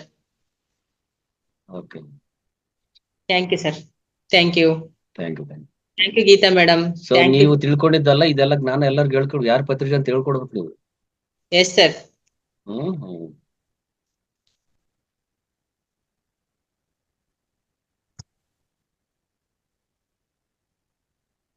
ಎಸ್ ಮೇಡಮ್, ಅವ್ರಿಗೆ ಹೆಸರು ಹೇಳಕ್ಕೆ ಬರೋದು, ಅದಕ್ಕೆ ವೇಟ್ ಮಾಡ್ತಿದಾರೆ ಅವ್ರು. ಅಲಕಾನಂದ ಸರ್, ನಮಸ್ತೆ ಸರ್. ಎಲ್ಲಾ ಧ್ಯಾನ ನಮಸ್ತೆ. ಬಂಧುಗಳಿಗೂ ನಮಸ್ತೆ ಸರ್. ಸರ್ ತುಂಬಾ ಚೆನ್ನಾಗಿತ್ತು ಕ್ಲಾಸು. ಧ್ಯಾನನೂ ಅಷ್ಟೇನೆ, ಅಷ್ಟು ಡೀಪ್ ಆಗಿ ಹೋಗಿತ್ತು, ಎಚ್ಚರನೇ ಇರ್ಲಿಲ್ಲ ಮೈ ಮೇಲೆ. ಆಮೇಲೆ ಎಲ್ಲ ಮುಗಿದ್ಮೇಲೆ ಅನ್ಸ್ತಾ ಇದೆ ನಾ ಎದ್ದೇಳ್ಬೇಕಾ, ನೀವ್ ಎಬ್ಬಿಸ್ತಾ ಇದ್ದೀರಾ ಅಂತ, ಅಷ್ಟು ಡೀಪ್ ಆಗಿ ಹೋಗಿತ್ತು ಧ್ಯಾನ. ಪತ್ರಿಜಿ ಅವ್ರ ಜೊತೆ ನೀವ್ ಕರ್ಕೊಂಡ್ ಹೋದಂಗಿತ್ತು ಸರ್. ನಮ್ಮ ಸದಾನಂದ ಗುರುಗಳ ಹತ್ರ ಹೋಗಿದ್ದವ್ರು, ಅವ್ರ ಪತ್ರಿಜಿ ಅವ್ರಿಗೆ ಹಾಸ್ಟೆಲ್ ಮಾಸ್ಟರ್ಸ್ ಎಂಟ್ರಿ ಆಗಿದ್ದು, ಎಲ್ಲಾನು ಅವ್ರವ್ರ ಜೊತೆ ಹೋಗ್ ಬಂದ್ವಿ ಅನ್ನೋ ಒಂದು ಫೀಲಿಂಗ್ ಅಲ್ಲಿ ಅಷ್ಟು ಚೆನ್ನಾಗಿ ತಿಳಿಸ್ಕೊಟ್ರಿ ಸರ್. ತುಂಬಾ ಚೆನ್ನಾಗಿತ್ತು class. Thank you sir, thank you so much. Suteja madam, ಇವ್ರು ನಮ್ಮ ಬಳ್ಳಾರಿ ಅವರು, ಇವರು ಮೇಡಮ್. Okay, next.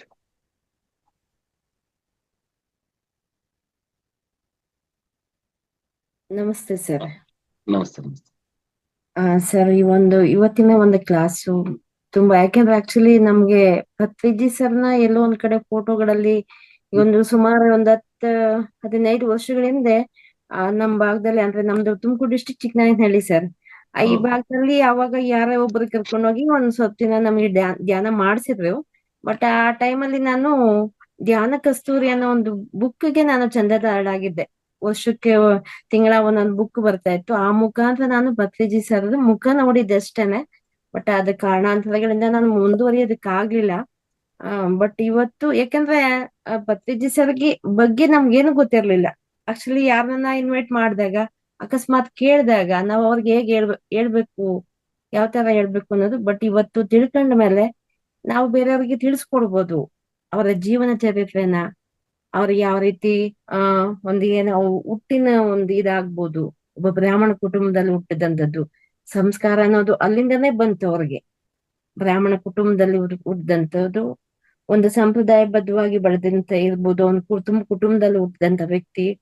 ಮತ್ತೆ ಅವರು ಕೆಲಸ ತಗೊಂಡಿದ್ದಾಗಿರ್ಬೋದು, ಎಜುಕೇಶನ್ ಆಗಿರ್ಬೋದು, ಮತ್ತೆ ಅವ್ರು ಎಲ್ಲೋ ಹೋಗ್ಬೇಕಾದ್ರೆ ಏನೋ ಒಂದು ಆಕ್ಸಿಡೆಂಟ್ ಆಗಿ ಬಿದ್ದಾಗ ಅಲ್ಲಿಂದ ಅವ್ರಿಗೆ ಜ್ಞಾನೋದಯ ಆಗಿದ್ದು, ಇಂದಿನ ಜನ್ಮದಲ್ಲಿ ಏನಾಗಿದ್ರು ಅದನ್ನೇ ಪುನರ್ ಜನ್ಮ ಪಡ್ಕೊಂಡ ತರ ಆಗಿದ್ದು.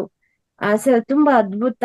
ಯಾಕಂದ್ರೆ ಸದಾನಂದ ಯೋಗಿಗಳ ಒಂದು ಭೇಟಿ ಆಗಿರ್ಬೋದು, ಅವರಲ್ಲಿ ಬ್ರಹ್ಮಜ್ಞಾನನ ತಿಳ್ಕೊಳ್ಳುವಂಥದ್ದಾಗಿರ್ಬೋದು, ಅದರ ಮುಖಾಂತರ ಅವರ ಧ್ಯಾನ ಪ್ರಚಾರಕ್ಕೆ 30-35 ಕಿಲೋಮೀಟರ್ ನಾವಾದ್ರೆ ಖಂಡಿತ ಇಲ್ಲೆಲ್ಲ ಅಕ್ಕಪಕ್ಕದವ್ರಿಗೆ ಹೇಳ್ಬೇಕು ಅಂದ್ರೆ ಸಮೇತ 100 ಸರಿ ಯೋಚನೆ ಮಾಡ್ತೀವಿ ಸರ್. ಅವರು 30-35 ಕಿಲೋಮೀಟರ್ ಧ್ಯಾನ ಪ್ರಚಾರಕ್ಕೋಸ್ಕರ ಹೋಗ್ತಿದ್ದು. ಸಿಕ್ಕಂತ ವ್ಯಕ್ತಿಗಳಿಗೆ ಅವ್ರಿಗೆ ಏನ್ ಬೇಕಾದನ್ನು ಕೊಡಿಸಿ ಅವರ ಧ್ಯಾನಕ್ಕೆ ಕೂಡಿಸ್ತಾ ಇದ್ದಂಥದ್ದು. ತುಂಬಾ ಅದ್ಭುತ ಸರ್. ಇವತ್ತು ಅವರು 7 ಗಂಟೆಗೆ ಬನ್ನಿ ಧ್ಯಾನ ಹೇಳ್ಕೊಡಕ್ ಅಂತ ಹೇಳ್ತಿದ್ರಂತೆ. ಇವರು 6 ಗಂಟೆಗೆ ಹೋಗಿ ಡೋರ್ ತೆಗೆದಕ್ಕೆ ಮುಂಚೆ ಡೋರ್ ಹತ್ರ ನಿಂತಿರ್ತದಂತೆ. ಖಂಡಿತ ಸರ್. ಅಂದ್ರೆ ಆಮೇಲೆ 7 ಗಂಟೆ ಹೇಳಿದವರು ಅವ್ರು 8-8:15 ಯಾವಾಗ ಎಚ್ಚರ ಆಗುತ್ತೋ ಅವಾಗ ಹೊರಗೆ ಬರೋರು, ಅಲ್ಲೇವರೆಗೂ ಡೋರ್ ಹತ್ರ ಇರ್ತಿದ್ರಂತೆ. ಸರ್, ಅಂದ್ರೆ ಕಲಿಬೇಕು, ನಾವು ತಿಳ್ಕೋಬೇಕು ಅಂದಾಗ ಆ ಒಂದು ಶ್ರದ್ಧೆ, ಟೈಮಿಂಗ್ಸ್ ಅನ್ನೋದು ತುಂಬಾ ಮುಖ್ಯ ಆಗಿರುತ್ತೆ ಸರ್. ಅಲ್ಲ, ಇರ್ಲಿ, ಅಷ್ಟು ತಾಳ್ಮೆ ಹೇಳಿ, ನಮ್ಗೆ ಆ ತಾಳ್ಮೆ ಇದೆಯಾ? ಅವರು 7 ಗಂಟೆಗೆ ಬಾ ಅಂತ ಹೇಳಿದವ್ರನ್ನ 8:15ವರೆಗೂ ಕಾಯ್ಕೊಂಡು ಹೊರ ನಿಂತಿದ್ದಾರೆ. ಅದು 1 ಅವರ್ ಮುಂಚೆನೆ ಹೋಗಿ ವೇಟ್ ಮಾಡ್ತಾ ಇದಾರೆ, ನಂದು ಲೇಟ್ ಆಗ್ಬಾರ್ದಂತ. ಎಸ್ ಸರ್, ಖಂಡಿತ. ಎಸ್. ಹಾಗೆ ಅವರು ಧ್ಯಾನನ ಪಡ್ಕೊಂಡಿದ್ದಾಗಿರ್ಬೋದು. ತುಂಬಾ ಅದ್ಭುತ. ಇವತ್ತು ನನ್ ಜನ್ಮ ಪಾವನ ಆಯ್ತು ಅಂತ ನಾನು ಅಂದ್ಕೊಳ್ತೀನಿ sir. Thank you so much. ಆ ಇನ್ನು ಮುಂದೆ ತಿಳ್ಕೊಳ್ಳೋದಿದೆ, ಇನ್ನೊಂದು ಕ್ಲಾಸ್ ಕೊಡಿ ಸರ್ ಖಂಡಿತ. ಅವ್ರ ಬಗ್ಗೆ ಇದು ಇದನ್ನ ಇದಕ್ಕೆ ಮುಂಚೆ 2 ಕೇಳಿದಿರಾ? ಒಂದಂದ್ರೆ ಒಂದೊಂದ್ ಮಂತ್ಲಿ ಒಂದೊಂದ್ ತಗೊಂತಾರೆ, ಕೇಳಿದಾರೆ ಇದಕ್ಕೆ ಮುಂಚೆ ಇದು?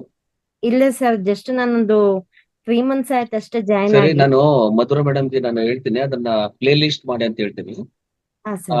ಓಕೆ, ಪ್ಲೇ ಲಿಸ್ಟ್ ಅಂತ ಮಾಡಿದಾಗ ಒಂದೇ ಪ್ಲೇ ಲಿಸ್ಟ್ ಅಲ್ಲಿ ನೀವೆಲ್ಲಾನು ಬರುತ್ತೆ. ಇವತ್ತು ಇದೆಲ್ಲ ಮುಗಿಯೋವರೆಗೂ ಏನಿದೆ ಅದ್ರ ಒಂದರಲ್ಲಿ ಬರುತ್ತೆ. ಅದು ಬೆಸ್ಟ್. ಅದು ಆ ಪ್ಲೇ ಲಿಸ್ಟ್ ನ ಯಾರು ಕೇಳ್ತಾರೋ ಅವ್ರು ಕಳ್ಸಿಬಿಟ್ರೆ ಎಲ್ಲ ಎಂಟೈರ್ ಥಿಂಗ್ ಬಂದ್ಬಿಡುತ್ತೆ. ಖಂಡಿತ ಸರ್. Thank you sir. ಹಳೇದು ಮೇಡಮ್ ಅವ್ರನ್ನ ಕೇಳಿ ನೀವು ತಗೊಳ್ಳಿ. ಆಲ್ರೆಡಿ 2 ಆಗಿದೆ, 2 ಎಪಿಸೋಡ್ ಆಗಿದೆ. ಆ 2 ಎಪಿಸೋಡ್ ಕೇಳಿ, ಚೆನ್ನಾಗಿರುತ್ತೆ. ಹಾ ಸರ್, ಖಂಡಿತ sir. Thank you so much sir. ಮತ್ತೆ ರಿಪೀಟ್ ಇದೇ ಗ್ರೂಪಿಗೆ ಎಲ್ಲ ಮಾಸ್ಟರ್ಸ್ ಏನ್ ಕೊಟ್ಟಿದಾರ ಸರ್ ಕ್ಲಾಸಸ್, ಅವನ್ನ ಮತ್ತೆ ರಿಪೀಟ್ ಆಗ್ತೀವಿ ಮಾಸ್ಟರ್ಸ್. ಓಕೆ ಅದನ್ನ ಅದು ತಗೊಳ್ಳಿ, ನೀವು ಯೂಟ್ಯೂಬ್ ಅಲ್ಲಿ ನೋಡ್ಕೊಳ್ಳಿ. Yes sir. Thank you madam. Masters, ನಿನ್ನೆ ಸಮಗ್ರ ಜೀವನ ಶೈಲಿ ಅಂತೇಳಿ ಶುಕ್ರವಾರ 3 ಮಾಸ್ಟರ್ಸ್ ಗಿಂತ ವಿಧವಾದ ಜ್ಞಾನವನ್ನು ಪಡೆದಿದ್ವಿ. ಅದನ್ನ ಚಾಟ್ ಬಾಕ್ಸ್ ಅಲ್ಲಿ ಹಾಕಿದೀವಿ ಮಾಸ್ಟರ್ಸ್. ಲೈಕ್ ಮಾಡಿ, ಶೇರ್ ಮಾಡಿ, ಕಾಮೆಂಟ್ ಮಾಡಿ ಮಾಸ್ಟರ್ಸ್. ಒಂದು ಎಸ್ ಅಂತ ಒಂದು ಮೆಸೇಜ್ ಮಾಡಿ. Thank you so much. Ramesh sir ಮಾತಾಡಿ. ನಮಸ್ತೆ. ನಮಸ್ತೆ ಮೇಡಮ್. Yes sir. ಇದು ಪಿರಮಿಡ್ ವ್ಯಾಲಿಗೆ ಫಸ್ಟ್ ಯಾವತ್ತು ಹೀಗೆ ಉಂಟೆ ತೋರಿಸ್ರು 10 ವರ್ಷದ ಹಿಂದ್ಗಡೆ ಅಲ್ಲಿಗೆ ಹೋಗಿದ್ದೆ ನಾನು. ವೈಬ್ರೇಷನ್ಸ್ ತುಂಬಾ ಚೆನ್ನಾಗಿದೆ ಅಲ್ಲಿ. ವೈಬ್ರೇಷನ್ಸ್ ಎಂತ ವೈಬ್ರೇಷನ್ಸ್ ಇದೆ. ಇನ್ನೂ ಕಟ್ತಾ ಇದ್ರು ಪಿರಮಿಡ್ ವ್ಯಾಲಿ ಇದರಲ್ಲಿ, ಕೆಬಿದುಡ್ಡಿನಲ್ಲಿ ಕಟ್ತಾ ಇದ್ರು. ಅವಾಗ ತಾನೇ ಹೋಗಿ ಕಟ್ತಾ ಇದ್ರು. ಅವಾಗ ವೈಬ್ರೇಷನ್ಸ್ ಮೇಲ್ಗಡೆ ಕೂತ್ಕೊಂಡೆ ನೋಡ್ರಿ, ಹೆಂಗ್ ವೈಬ್ರೇಷನ್ಸ್ ಗೊತ್ತಾ, ಪ್ರಚಂಡ ವೈಬ್ರೇಷನ್ಸ್. ಆದ್ರೆ ನನ್ಗೆ ಏನ್ ಗೊತ್ತಾ ಆಶ್ಚರ್ಯ, ಇಷ್ಟೊಂದೆಲ್ಲ ಪಿರಮಿಡ್ ವ್ಯಾಲಿ ಕಟ್ಟಿರೋದು ಸಂಸ್ಥಾಪಕನೇ ನಾನು ನಿಲ್ಸ್ಕೊಟ್ಟಿದ್ದೆ. ಇವತ್ತು ತಿಳಿಸ್ಕೊಟ್ಟಿದ್ದೀರಾ, ನಿಮ್ಗೆ ಅಭಿನಂದನೆಗಳು. ಯಾಕಂದ್ರೆ ಪತ್ರಿಜಿ ಬಗ್ಗೆನೇ ನಾವು ತಿಳ್ಕೊಳ್ಳದಿದ್ರೆ ನಮ್ಗೆ ಏನ್ ಪ್ರಯೋಜನ ಪಿರಮಿಡ್ ವ್ಯಾಲಿಗೆ ಹೋಗಿ. ನಾವು ಅವಾಗ ಹೀಗುಂಟಲ್ಲಿ ತೋರಿಸಿದಾಗ ಒಂದು 10 ವರ್ಷದ ಹಿಂದ್ಗಡೆ ಹೋಗಿದ್ವಿ ಪಿರಮಿಡ್ ವ್ಯಾಲಿಗೆ, ಧ್ಯಾನ ಮಾಡ್ತೀವಿ. ಎಷ್ಟು ಆನಂದ ಸಿಗುತ್ತೆ ಅಂದ್ರೆ ಬ್ಯೂಟಿಫುಲ್ ಆನಂದ, ಯು ಕಾಂಟ್ ಡಿಸ್ಕ್ರೈಬ್. ಚಕ್ರ ಎಲ್ಲ ಪೂರ್ತಿ ಬ್ಯಾಲೆನ್ಸ್ ಆಗುತ್ತೆ. ನಿಮ್ ಚಕ್ರಗಳು ಏನಿದೆಯೋ ಪೂರ್ತಿ ಬ್ಯಾಲೆನ್ಸ್ ನಿಲ್. ನಿಮ್ಮ ಆಲೋಚನೆಗಳೆಲ್ಲ ಏನು ಇರಲ್ಲ. ಹಂಗಿದೆ ಅನುಭವ, ನಾವು ಹೇಳಕ್ಕಾಗಲ್ಲ. ಬಟ್ ಅದ್ರಲ್ಲಿ ಹೋಗಿ ಅನುಭವಿಸಿದ್ರೆ, ಅಲ್ಲಿ ಕಿಂಗ್ಸ್ ಚೇಂಬರ್ ಅಂತಿದೆ ಮೇಲ್ಗಡೆ, ಅಲ್ಲಿ ಕೂತ್ಕೊಂಡ್ರೆ ಏನ್ ಪವರ್ ಇದೆ ಗೊತ್ತಾ. ಅಲ್ಲ, ಆಮೇಲೆ ಪತ್ರಿಜಿಯವ್ರಿಗೆ ಎಷ್ಟು ಪವರ್ ಇರ್ಬೇಕು. ಅವರ ಹೆಂಗಿರ್ಬೇಕು, ಅವರ ಬಂದ್ಬಿಟ್ಟು ಸುಮಾರು ಒಂದು 10 kilometers ದೂರದಲ್ಲಿ ಹರಡುತ್ತವ್ರು ಅವರ, ಗೊತ್ತಾ. ಆ ತರ ಪವರ್ ಇದೆ ಸರ್. ಆ ಪವರ್ ಇಲ್ಲದೆ ಆಗಲ್ಲ, ಯಾರಿಗೂ ಮಾಡಕ್ಕಾಗಲ್ಲ. ಇದ್ರಲ್ಲಿ ಸಾಮಾನ್ಯ ಇದೇ ಆಗಲ್ಲ. ಅವ್ರಿಗೆ ಪಾಸಿಟಿವ್ ಎನರ್ಜಿ ಇಲ್ದಿದ್ರೆ ಯಾರು ಮಾಡಕ್ಕಾಗಲ್ಲ, ಗೊತ್ತಾ. ಅದು ಎಷ್ಟು ಸಾಧನೆ ಮಾಡಿರ್ಬೇಕು ಅವರು, ಅಲ್ವಾ. ಆಮೇಲೆ ಥ್ಯಾಂಕ್ ಯು ಸರ್, ನೀವು ತುಂಬಾ ಚೆನ್ನಾಗಿ ಎಲ್ಲ ಹೇಳಿದಿರಾ. ಯಾವ ಕಡೆನೂ ಕದ್ಲಿಲ್ಲ. ಯಾಕೆಂದ್ರೆ ನಾನು ಈ ತರ ಬಂದಾಗ, ಧ್ಯಾನದ ಇದಕ್ಕೆ ಬಂದಾಗ ಎಲ್ಲ ಕಡೆನೂ ಬಿಟ್ಬಿಟ್ಟು ಇಲ್ಲೇ ಕೂತ್ಕೊಂಡ್ಬಿಡ್ತೀನಿ. ಯಾಕೆಂದ್ರೆ ಒಳ್ಳೊಳ್ಳೆ ವಿಚಾರಗಳನ್ನ ತಿಳಿಸ್ಕೊಳ್ತಾ ಇದ್ದೀರಾ. ಎಷ್ಟೋ ವಿಚಾರಗಳು ನಮ್ಗೆ ಗೊತ್ತಾಗ್ತಾ ಇಲ್ಲ ನೋಡಿ. ಇಷ್ಟು 60 ವರ್ಷ ಆದ್ರೂ ತಿಳ್ಕೊಳ್ಳೋದು ಎಷ್ಟಿದೆ. ನಮ್ ಇಡೀ ಜೀವಮಾನದಲ್ಲಿ ನಾವ್ ಇನ್ನೂ ತಿಳ್ಕೊಂಡಿರೋದು 0 ಅಷ್ಟೇ. ಎಷ್ಟೋ ತಿಳ್ಕೊಬೇಕಾಗಿತ್ತ ನಾವು. ಸೊ ಅದಕ್ಕೆ ಇಲ್ಲಿ ಏನಾಗುತ್ತೆ ಅಂದ್ರೆ, ಇವಾಗ ನೀವು ಮತ್ತೆ ನಾನು ಕರೆಸ್ಬಿಟ್ಟು ಇದನ್ನ ಹೇಳಿ ಅಂದ್ರೆ ನಮ್ಗೆ ಜ್ಞಾಪಕ ಇರಲ್ಲ. ಯಾವ ಸಮಯದಲ್ಲಿ ಅದ್ ಬರುತ್ತೋ ಅದ್ ಹೇಳ್ತಾ ಇರ್ತೀವಿ. ನೋಟ್ ಡೌನ್ ಮಾಡ್ಕೊಬೇಕೆಲ್ಲ. ಅಲ್ಲ, ನೀವು ನೋಟ್ ಡೌನ್ ಮಾಡ್ಕೊಂಡ್ರೆ ನಿಮ್ಮಿಂದ ನಾನ್ ತಿಳ್ಕೊಬೋದು. ಮತ್ತೆ ಕೇಳ್ಬಿಟ್ಟು ಏನಿದೆ ಅಂತ ಮತ್ತೆ ನಮಗೆ ಜ್ಞಾಪಕ ಬರಲ್ಲ ಮತ್ತೆ ಅವು. ಅದಕ್ಕೋಸ್ಕರ ಪ್ಲೇ ಲಿಸ್ಟ್ ಆ ತರ ಮಾಡಿದಾಗ ಆ ಫ್ಲೋ ಅಲ್ಲಿ ಬರ್ತಾ ಇರ್ತವೆ ಸರ್. ಅವು ಬರ್ತಾ ಇರ್ತಾವ ಅಷ್ಟೇ. ಆಮೇಲೆ ನಮ್ಗೆ ಈಗ ನೋಡ್ರಿ, ನಾನು ಇವತ್ತು ಹೇಳಿರೋದು ಇನ್ನ 1 ತಾಸು. ಇದನ್ನ ನಾನು ಬಡ ಬೇಗ ಹೇಳಿದ್ದೀನಿ. ಅದೇ ನೀನು 1 ತಾಸುನು ಎಕ್ಸ್ಟೆಂಡ್ ಮಾಡ್ಬೋದಾಯ್ತು ಇದನ್ನ. ಅಷ್ಟು ನಾಲೆಡ್ಜ್ ಇದೆ ಅದು. ಇನ್ನೂ ಇದೆ, ನೆಕ್ಸ್ಟ್ ಎಪಿಸೋಡ್ ಅಲ್ಲಿ ಕಂಟಿನ್ಯೂ ಮಾಡೋಣ. ನೀವು ಏನ್ ಬಿಟ್ಟಿರೋದು. Yes sir. Thank you so much Ramesh sir. Nagarathnamma BR ನಮಸ್ತೆ, ಮಾತಾಡಿಮಾ. ನಮಸ್ತೆ ಮೇಡಮ್. ನಮಸ್ತೆ ವರಣ ಅವರಿಗೆ ತುಂಬಾ ಧನ್ಯವಾದ. ಏನು ಅಂತಂದ್ರೆ ನಾವು ಹೋಗಿದ್ವಿ ಬುದ್ಧ ಪೌರ್ಣಿಮೆ ದಿನ. ಈ ಸರ್ ಹೇಳಿದ್ರಲ್ಲ ಹಂಗೆ ಅಲ್ಲಿ ಹೋಗಿ ಕೂತಿದ್ದು ಕಿಂಗ್ಸ್ ಚೇಂಬರ್ ಅಲ್ಲಿ ಹೋಗಿ ಎಲ್ಲಿ ಇದೀವಿ ಅಂತ ಗೊತ್ತಾಗಲ್ಲ. ದೇವಲೋಕದಲ್ಲೇ ಇದೀವೇನೋ ನಾವು ಅನ್ನೋಷ್ಟಾಗತ್ತೆ. ಜೊತೆಗೆ ಎಷ್ಟು ಬೇಗ ವೈಬ್ರೇಷನ್ ಆಗುತ್ತೆ ಅಂತಂದ್ರೆ ಅಲ್ಲಿ ನಾವ್ ಎಲ್ಲಿದೀವಿ ಏನು ನಾನೇನೆಲ್ಲ 1 ತಿಂಗಳು ಧ್ಯಾನ ಮಾಡಿದ್ದೆಲ್ಲ ಒಟ್ಟಿಗೆ ಒಂದೇ 1 ಅರ್ಧ ಗಂಟೆ ಟೈಮಲ್ಲಿ ಆಗ್ಬಿಡುತ್ತೆ ನಮಗೆ. ಅಷ್ಟು ಪವರ್ ಇದೆ ಅಲ್ಲಿ ಹೋಗಿ ಕುತ್ಕೊಂಡ್ಬಿಟ್ರೆ. ಆ ತರ ಜಾಗನ ನಾವು ಅಲ್ಲಿ ಹೋಗಿ ನೋಡಿದ್ವಿ. ಬಟ್ ಅದು ಇವ್ರು ಹೇಳ್ದಂಗೆ ಭತ್ರಿಜಿ ಬಗ್ಗೆನೇ ತಿಳ್ಕೊಂಡಿರ್ಲಿಲ್ಲ ಪೂರ್ತಿ. ಭತ್ರಿಜಿದು ಒಂದು ಸಣ್ಣ ಒಂದು ಕವಿತೆ ಬರಿತಾ ಇದ್ದೀನಿ, ಕವಿತೆನ ಒಂದು 3-4 ಲೈನ್ದು. ನೀವ್ ಹೇಳ್ಬೇಕು ಅಂತಂದ್ರೆ ಅಲ್ಲಿ ಭತ್ರಿಜಿ ಅವ್ರ ಬಗ್ಗೆ ತಿಳ್ಕೊಳ್ದೆ ನಾವು ಹೋಗಿ ಕುತ್ಕೊಂಡ್ರೆ ಅಷ್ಟಿತ್ತಲ್ಲ, ಇನ್ನು ತಿಳ್ಕೊಂಡು ಹೋಗಿ ಕೂತಿದ್ರೆ ನಾವು ಇನ್ನೆಷ್ಟು ಇದಾಗ್ತಿದ್ವಿ, ನಾವು ಎಷ್ಟು ಆಳವಾಗಿ ಇನ್ನೂ ಚೆನ್ನಾಗಿ ಇದಾಗ್ತಿತ್ತೇನೋ ಅನ್ನಿಸ್ತು. ಬಟ್ ಅವ್ರ ಜೀವನ ಚರಿತ್ರೆ ನೋಡಿದ್ರೆ ಈಗ ಸ್ಟೂಡೆಂಟ್ಸ್ಗಳನ್ನ ಹುಡುಕೊಂಡು ಮಕ್ಳುಗಳೇ ಹೋಗ್ತಾರಲ್ಲ, ಅವಾಗ ಆ ತರ ಅಲ್ಲ. ನೀವ್ ಹೇಳ್ದಂಗ ಅವಾಗ ಗುರುಗಳನ್ನೇ ಹೋಗಿ ಹೇಳ್ಕೊಡ್ಬೇಕು, ಆ ತರ ಸ್ಥಿತಿ ಇತ್ತು. ಅವ್ರಿಗೆ ಏನ್ ಆತರ ಇದ್ದಿದ್ದು ಅಂದ್ರೆ ಪ್ರಪಂಚನೇ ಒಂದು ಧ್ಯಾನ ಕೇಂದ್ರ ಮಾಡ್ಬೇಕು, ಒಂದು ಧ್ಯಾನ ಇದಾಗ ಮಾಡ್ಬೇಕು, ವಿಶ್ವ ಜಾಗೃತಿ ಮುಟ್ಟಿಸ್ಬೇಕು ಅಂತೆಲ್ಲ ಮಾಡಿ ಈ ತರದವರೆಲ್ಲ ಇರೋದ್ರಿಂದಾನೇ ನಮ್ಮಂತವ್ರಿಗೆಲ್ಲ ಒಂದ್ ದಾರಿ ಸಿಗ್ತಾ ಇದೆ ಅಂತ ಅನ್ಕೋತೀನಿ. ತುಂಬಾ ಧನ್ಯವಾದಗಳು ಸರ್. ಇನ್ನೂ 2 ಸರಿ ನೋಡ್ಬೇಕು ಈ ಯೂಟ್ಯೂಬ್ ನ ಬಂದಾಗ, ಮತ್ತೆ ಮಕ್ಳಿಗೆಲ್ಲ ಕಳಿಸ್ಬೇಕು ಅಂತ ಇದೀವಿ. ಯಾಕೆಂದ್ರೆ ನಾವ್ ಇವಾಗ ತಿಳ್ಕೊಂಡಿರೋ ತಾನೇ, ಜೊತೆಗೆ ಈಗ ಸರ್ ಹೇಳ್ದಂಗೆ ನಮಗೆ ಇನ್ನೊಂದ್ಸರಿಗೆ ಆ ಪಾಯಿಂಟ್ ಬರಲ್ಲ, ಮಾತಾಡಕ್ಕೆ ಗೊತ್ತಾಗಿರಲ್ಲ. ನಾವು ಏನೋ ಆ ಟೈಮಲ್ಲಿ ಇರ್ತಾರೆ ಅವರು, ಅದನ್ನ ಮತ್ತೆ ನಾವ್ ಇನ್ನೊಂದ್ಸರಿ ಕೇಳ್ಬೇಕು ಅಂತಂದ್ರೆ ಯೂಟ್ಯೂಬ್ ಅಲ್ಲಿ ನೋಡ್ಕೊಂಡು ಮತ್ತೆ ಇನ್ನೊಬ್ರಿಗೆ ಹೇಳ್ದಾಗ ಅವ್ರ ಬಾಯಿಂದ ಮತ್ತೆ ಕೇಳ್ಕೋಬೇಕು. ನೀವ್ ಅವತ್ತು ಈ ತರ ಹೇಳಿದ್ರಲ್ವಾ, ಆ ತರ ಹೇಳಿದ್ರಲ್ವಾ ಅಂತ ಹೇಳ್ದಾಗ ಅದು ಅರ್ಥ ಆಗುತ್ತೆ. ನಾವು ನಮ್ಮ ಮಕ್ಕಳುಗಳಿಗೆ ಹೇಳ್ಬೇಕು ಅಂತಂದ್ರೆ ನಮ್ಗಿದು ತುಂಬಾ ಒಳ್ಳೆ ಒಂದು ಯೂಟ್ಯೂಬ್ ಬರುತ್ತೆ. ಇದನ್ನ 2 ಸರಿ ನೋಡ್ಕೋಬೇಕು. ತುಂಬಾ ಧನ್ಯವಾದಗಳು ಸರ್, ಧನ್ಯವಾದಗಳು, ತುಂಬಾ ಧನ್ಯವಾದಗಳು. ನಿಮ್ಮಂತ S Nagaratna ma'am, S Nagaratna ma'am, thank you so much. Madhura ma'am, ನಿಮ್ಮ ಮಧುರ ಧ್ವನಿಯಿಂದ ನಮ್ಮ ಸರ್ದ್ ಅನಿಸಿಕೆ ಏನಾದ್ರು ಪ್ರಶ್ನೋತ್ತರ? ಅದಕ್ಕೆ ಬಂದೆ ಎಲ್ಲ ಮಾತಾಡ್ತಿರಲ್ಲ thank you so much sir. Voice break ಆಗ್ತಾ ಇದೆ. ತುಂಬಾ ಚೆನ್ನಾಗಿತ್ತು. ಯಾಕೋ ಮಧುರ ಮ್ಯಾಮ್, ಮಧುರ ಮ್ಯಾಮ್, ನಿಮ್ದು ವಾಯ್ಸ್ ಯಾಕೋ ನೆನ್ನೆ ಇವತ್ತು ರಾಗ ಆಡ್ತಿದೆ. ಇಲ್ಲ, ವಿಡಿಯೋ ಆಫ್ ಮಾಡ್ಕೊಂಡು ಮಾತಾಡಿದ್ರೆ ಆಗುತ್ತೆ. ಈಗ ಕೇಳಿಸುತ್ತೆ. ವಿಡಿಯೋ ಆಫ್ ಮಾಡಿ ಬಿಡಿ ಮ್ಯಾಮ್ ನೀವು. ಇಲ್ಲ, ಬರುತ್ತೆ. ತುಂಬಾ ಕ್ಲಿಯರ್ ಇತ್ತು ನಿಮ್ voice. Hello, yes ma'am, yes ma'am, ಹೇಳ್ತಾ ಇದೆಯಾ? ಎಸ್ ಮ್ಯಾಮ್, ಕೇಳಿಸ್ತಿದೆ ಮ್ಯಾಮ್. ಪೂರ್ಣ ಸರ್ ತುಂಬಾ ಅದ್ಭುತವಾಗಿದೆ ಸೆಷನ್. ಅಂದ್ರೆ ಆಕ್ಚುಲಿ ಸರ್ನೇಮ್ ಅಂತಾನೆ ನಂಗೆ ಗೊತ್ತಿರ್ಲಿಲ್ಲ ಇಷ್ಟು ದಿನ ಇದ್ರು. ನಾನು ಅದೇ ನಿಜವಾದ ಹೆಸರು ಅಂತ ಅನ್ಕೊಂಡ್ಬಿಟ್ಟಿದ್ದೆ. ಇವತ್ತು ಕೇಳಿ ಒಂದ್ಸರಿ ನನಗೆ ಶಾಕ್ ಆಯ್ತು, ಹೌದಾ ಅಂತ ಆಶ್ಚರ್ಯ ಆಗೋಯ್ತು ನನಗೆ. ಅಂದ್ರೆ ನಾನು ನಿಜವಾದ ಹೆಸರು ಅಂತ ಇಷ್ಟು ಓದಿದಾಗ ತಿಳ್ಕೊಂಡು ಸಾಕಾಗಲ್ಲ ಅನ್ನೋದು ಇವತ್ತು ಎಲ್ರಿಗೂ ಮೇಡಮ್. ಮ್ಯಾಮ್ ನಿಮ್ದು ವಿಡಿಯೋ ಆಫ್ ಮಾಡ್ಕೊಂಡ್ಬಿಡಿ ಮ್ಯಾಮ್ ನೀವು. ಹಾ, ಎಸ್ ಮ್ಯಾಮ್, ವಿಡಿಯೋ ಆಫ್ ಮಾಡ್ಕೊಂಡ್ ಮಾತಾಡಿ. ಹಾ, ನಮಸ್ತೆ ಸರ್, ಕೇಳ್ತಾ ಇದೆಯಾ? Yes yes, super ma'am. ನಮಸ್ತೆ, ನಮಸ್ತೆ. ಹಾ, ಅದೇ ಸರ್, ಅದೇ ಪತ್ರಿಜಿಗಳ ಬಗ್ಗೆ ನಾವು ಗುರುಗಳ ಬಗ್ಗೆ ಎಷ್ಟು ತಿಳ್ಕೊಂಡ್ರು ಸಾಕಾಗಲ್ಲ. ನೀವು ತುಂಬಾ ಅವ್ರ ಜೊತೆಗೆ ಒಡನಾಟದಲ್ಲಿ ಇರೋದಿಕ್ಕೆ ನಿಮಗವ್ರದ್ದು ಅಂದ್ರೆ ಏನು ಅಂತ ಕರೆಕ್ಟ್ ಆಗಿ ತಿಳ್ಕೊಂಡ್ಬಿಟ್ಟಿದೀರಾ. ಅದಕ್ಕೆ ನಮ್ಗಷ್ಟು ಕ್ಲಿಯರ್ ಆಗಿ ಹೇಳ್ತಾ ಇದ್ದೀರಾ. ತುಂಬಾ ಖುಷಿ ಆಯ್ತು ಸರ್. ನಮ್ಗೆ ತುಂಬಾ ಚಿಕ್ಕ ಚಿಕ್ಕ ವಿಷಯ ಗೊತ್ತಿರ್ಲಿಲ್ಲ, ಅಂದ್ರೆ ಅಷ್ಟು ನಾವು ಮಾಮೂಲಾಗಿ ಜಿ ಜಿ ಅಂತೀವಲ್ಲ, ಅಂದ್ರೆ ಸರ್ ಅನ್ನೋದನ್ನ ಹಂಗೆ ಅವ್ರ ಅದ್ರ ಸರ್ನೇಮ್ ಬಂದ್ರು ಪತ್ರಿ. ಯಾಕಂದ್ರೆ ಅದಕ್ಕೆ ಸ್ವರ್ಣಮಲ ಪತ್ರಿ, ಮತ್ತೆ ಪರಿಮಳ ಪತ್ರಿ, ಪರಿಣಿತ ಪತ್ರಿ. ಸೊ ಹಿಂಗೆ ಅಂದ್ರೆ ಪತ್ರಿ ಸರ್ನೇಮ್, ಅವ್ರ ಮನೆ ಸರ್ನೇಮ್. ಹಾ, ಸರ್ನೇಮ್ ಅಂತ ಇವಾಗ ಗೊತ್ತಾಯ್ತು. ಪತ್ರಿ ಅನ್ನೋದು ಸರ್ನೇಮು, ಜಿ ಅನ್ನೋದು ಸುತೇಜದ ಭಟ್ ಅಂತ ಹೆಂಗಿದ್ಯೋ ಅದು ಸರ್ನೇಮ್ ಅವ್ರು. ಹೌದೌದು, ತುಂಬಾ ಗೊತ್ತಿಲ್ಲ. ಅದೇ ನಾವು ಫಸ್ಟ್ ತಿಳ್ಕೋಬೇಕು ಅಂತ, ಧ್ಯಾನಕ್ಕಿಂತ ಬರೋಕ್ಕಿಂತ ಮೊದ್ಲು ಇದೆಲ್ಲ ನಮ್ಗೆ ಗೊತ್ತಿದ್ದು ತುಂಬಾ ಅನುಕೂಲ ಆಗುತ್ತೆ. ಅದಕ್ಕೆ ನೀವು ಪ್ರತಿ ಸೆಕ್ಷನ್ ಒಂದೊಂದು ಕೊಟ್ಬಿಡಿ ಈ ತರ. ಅದೇ ಹೇಳಿದೆ, ಇದೆಲ್ಲ ಹೇಳ್ತಾ ಹೋಗೋಣ. ಅದನ್ನ ಒಂದು ಪ್ಲೇ ಲಿಸ್ಟ್ ರೆಡಿ ಮಾಡಿ, ಅದ್ ಯಾರೇ ಕೇಳಿದ್ರು ಕೂಡ ಹೂ ಇಸ್ ಪತ್ರಿಜಿ ಅಂದ್ರೆ ಆ ಪ್ಲೇ ಲಿಸ್ಟ್ ಕಳ್ಸ್ಬಿಡಿ. ಆಯ್ತು ಆಯ್ತು. ಇಲ್ಲ ಅವ್ರಿಗೆ ಬೇಸಿಕ್ ಈ ಧ್ಯಾನ ಕಲ್ಸ್ಕೊಡೋದಕ್ಕಿಂತ ಮುಂಚೆ ಈ ಬೇಸಿಕ್ ಓದಿ ಅಂತೇಳಿ ಫಸ್ಟ್ ಅದನ್ನ ಕಳ್ಸ್ಕೊಡಿ.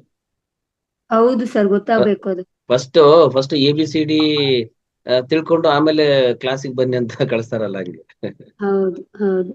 ಮತ್ತೆ ನಾನು ಹೌದು ಪತ್ರಿಜಿ ಗುರುಗಳ ವಿಡಿಯೋ ಎಲ್ಲ ಕೇಳ್ತಾ ಇರ್ತೀನಲ್ಲ, ನಿಮ್ದು ವಾಯ್ಸ್ ಫ್ಲೋ ಅದೇ ತರ ಇದೆ ಸರ್. ಸ್ವಲ್ಪ ಲೈಟ್ ಆಗಿ ಫ್ಲೋ ಅಲ್ಲಿ ಬರುತ್ತೆ. ಮೋಸ್ಟ್ಲಿ ಅವ್ರದ್ದು ಎನರ್ಜಿ ನಿಮ್ಗೆ ಪಾಸ್ ಆಗಿದೆ ಅನ್ಸುತ್ತೆ.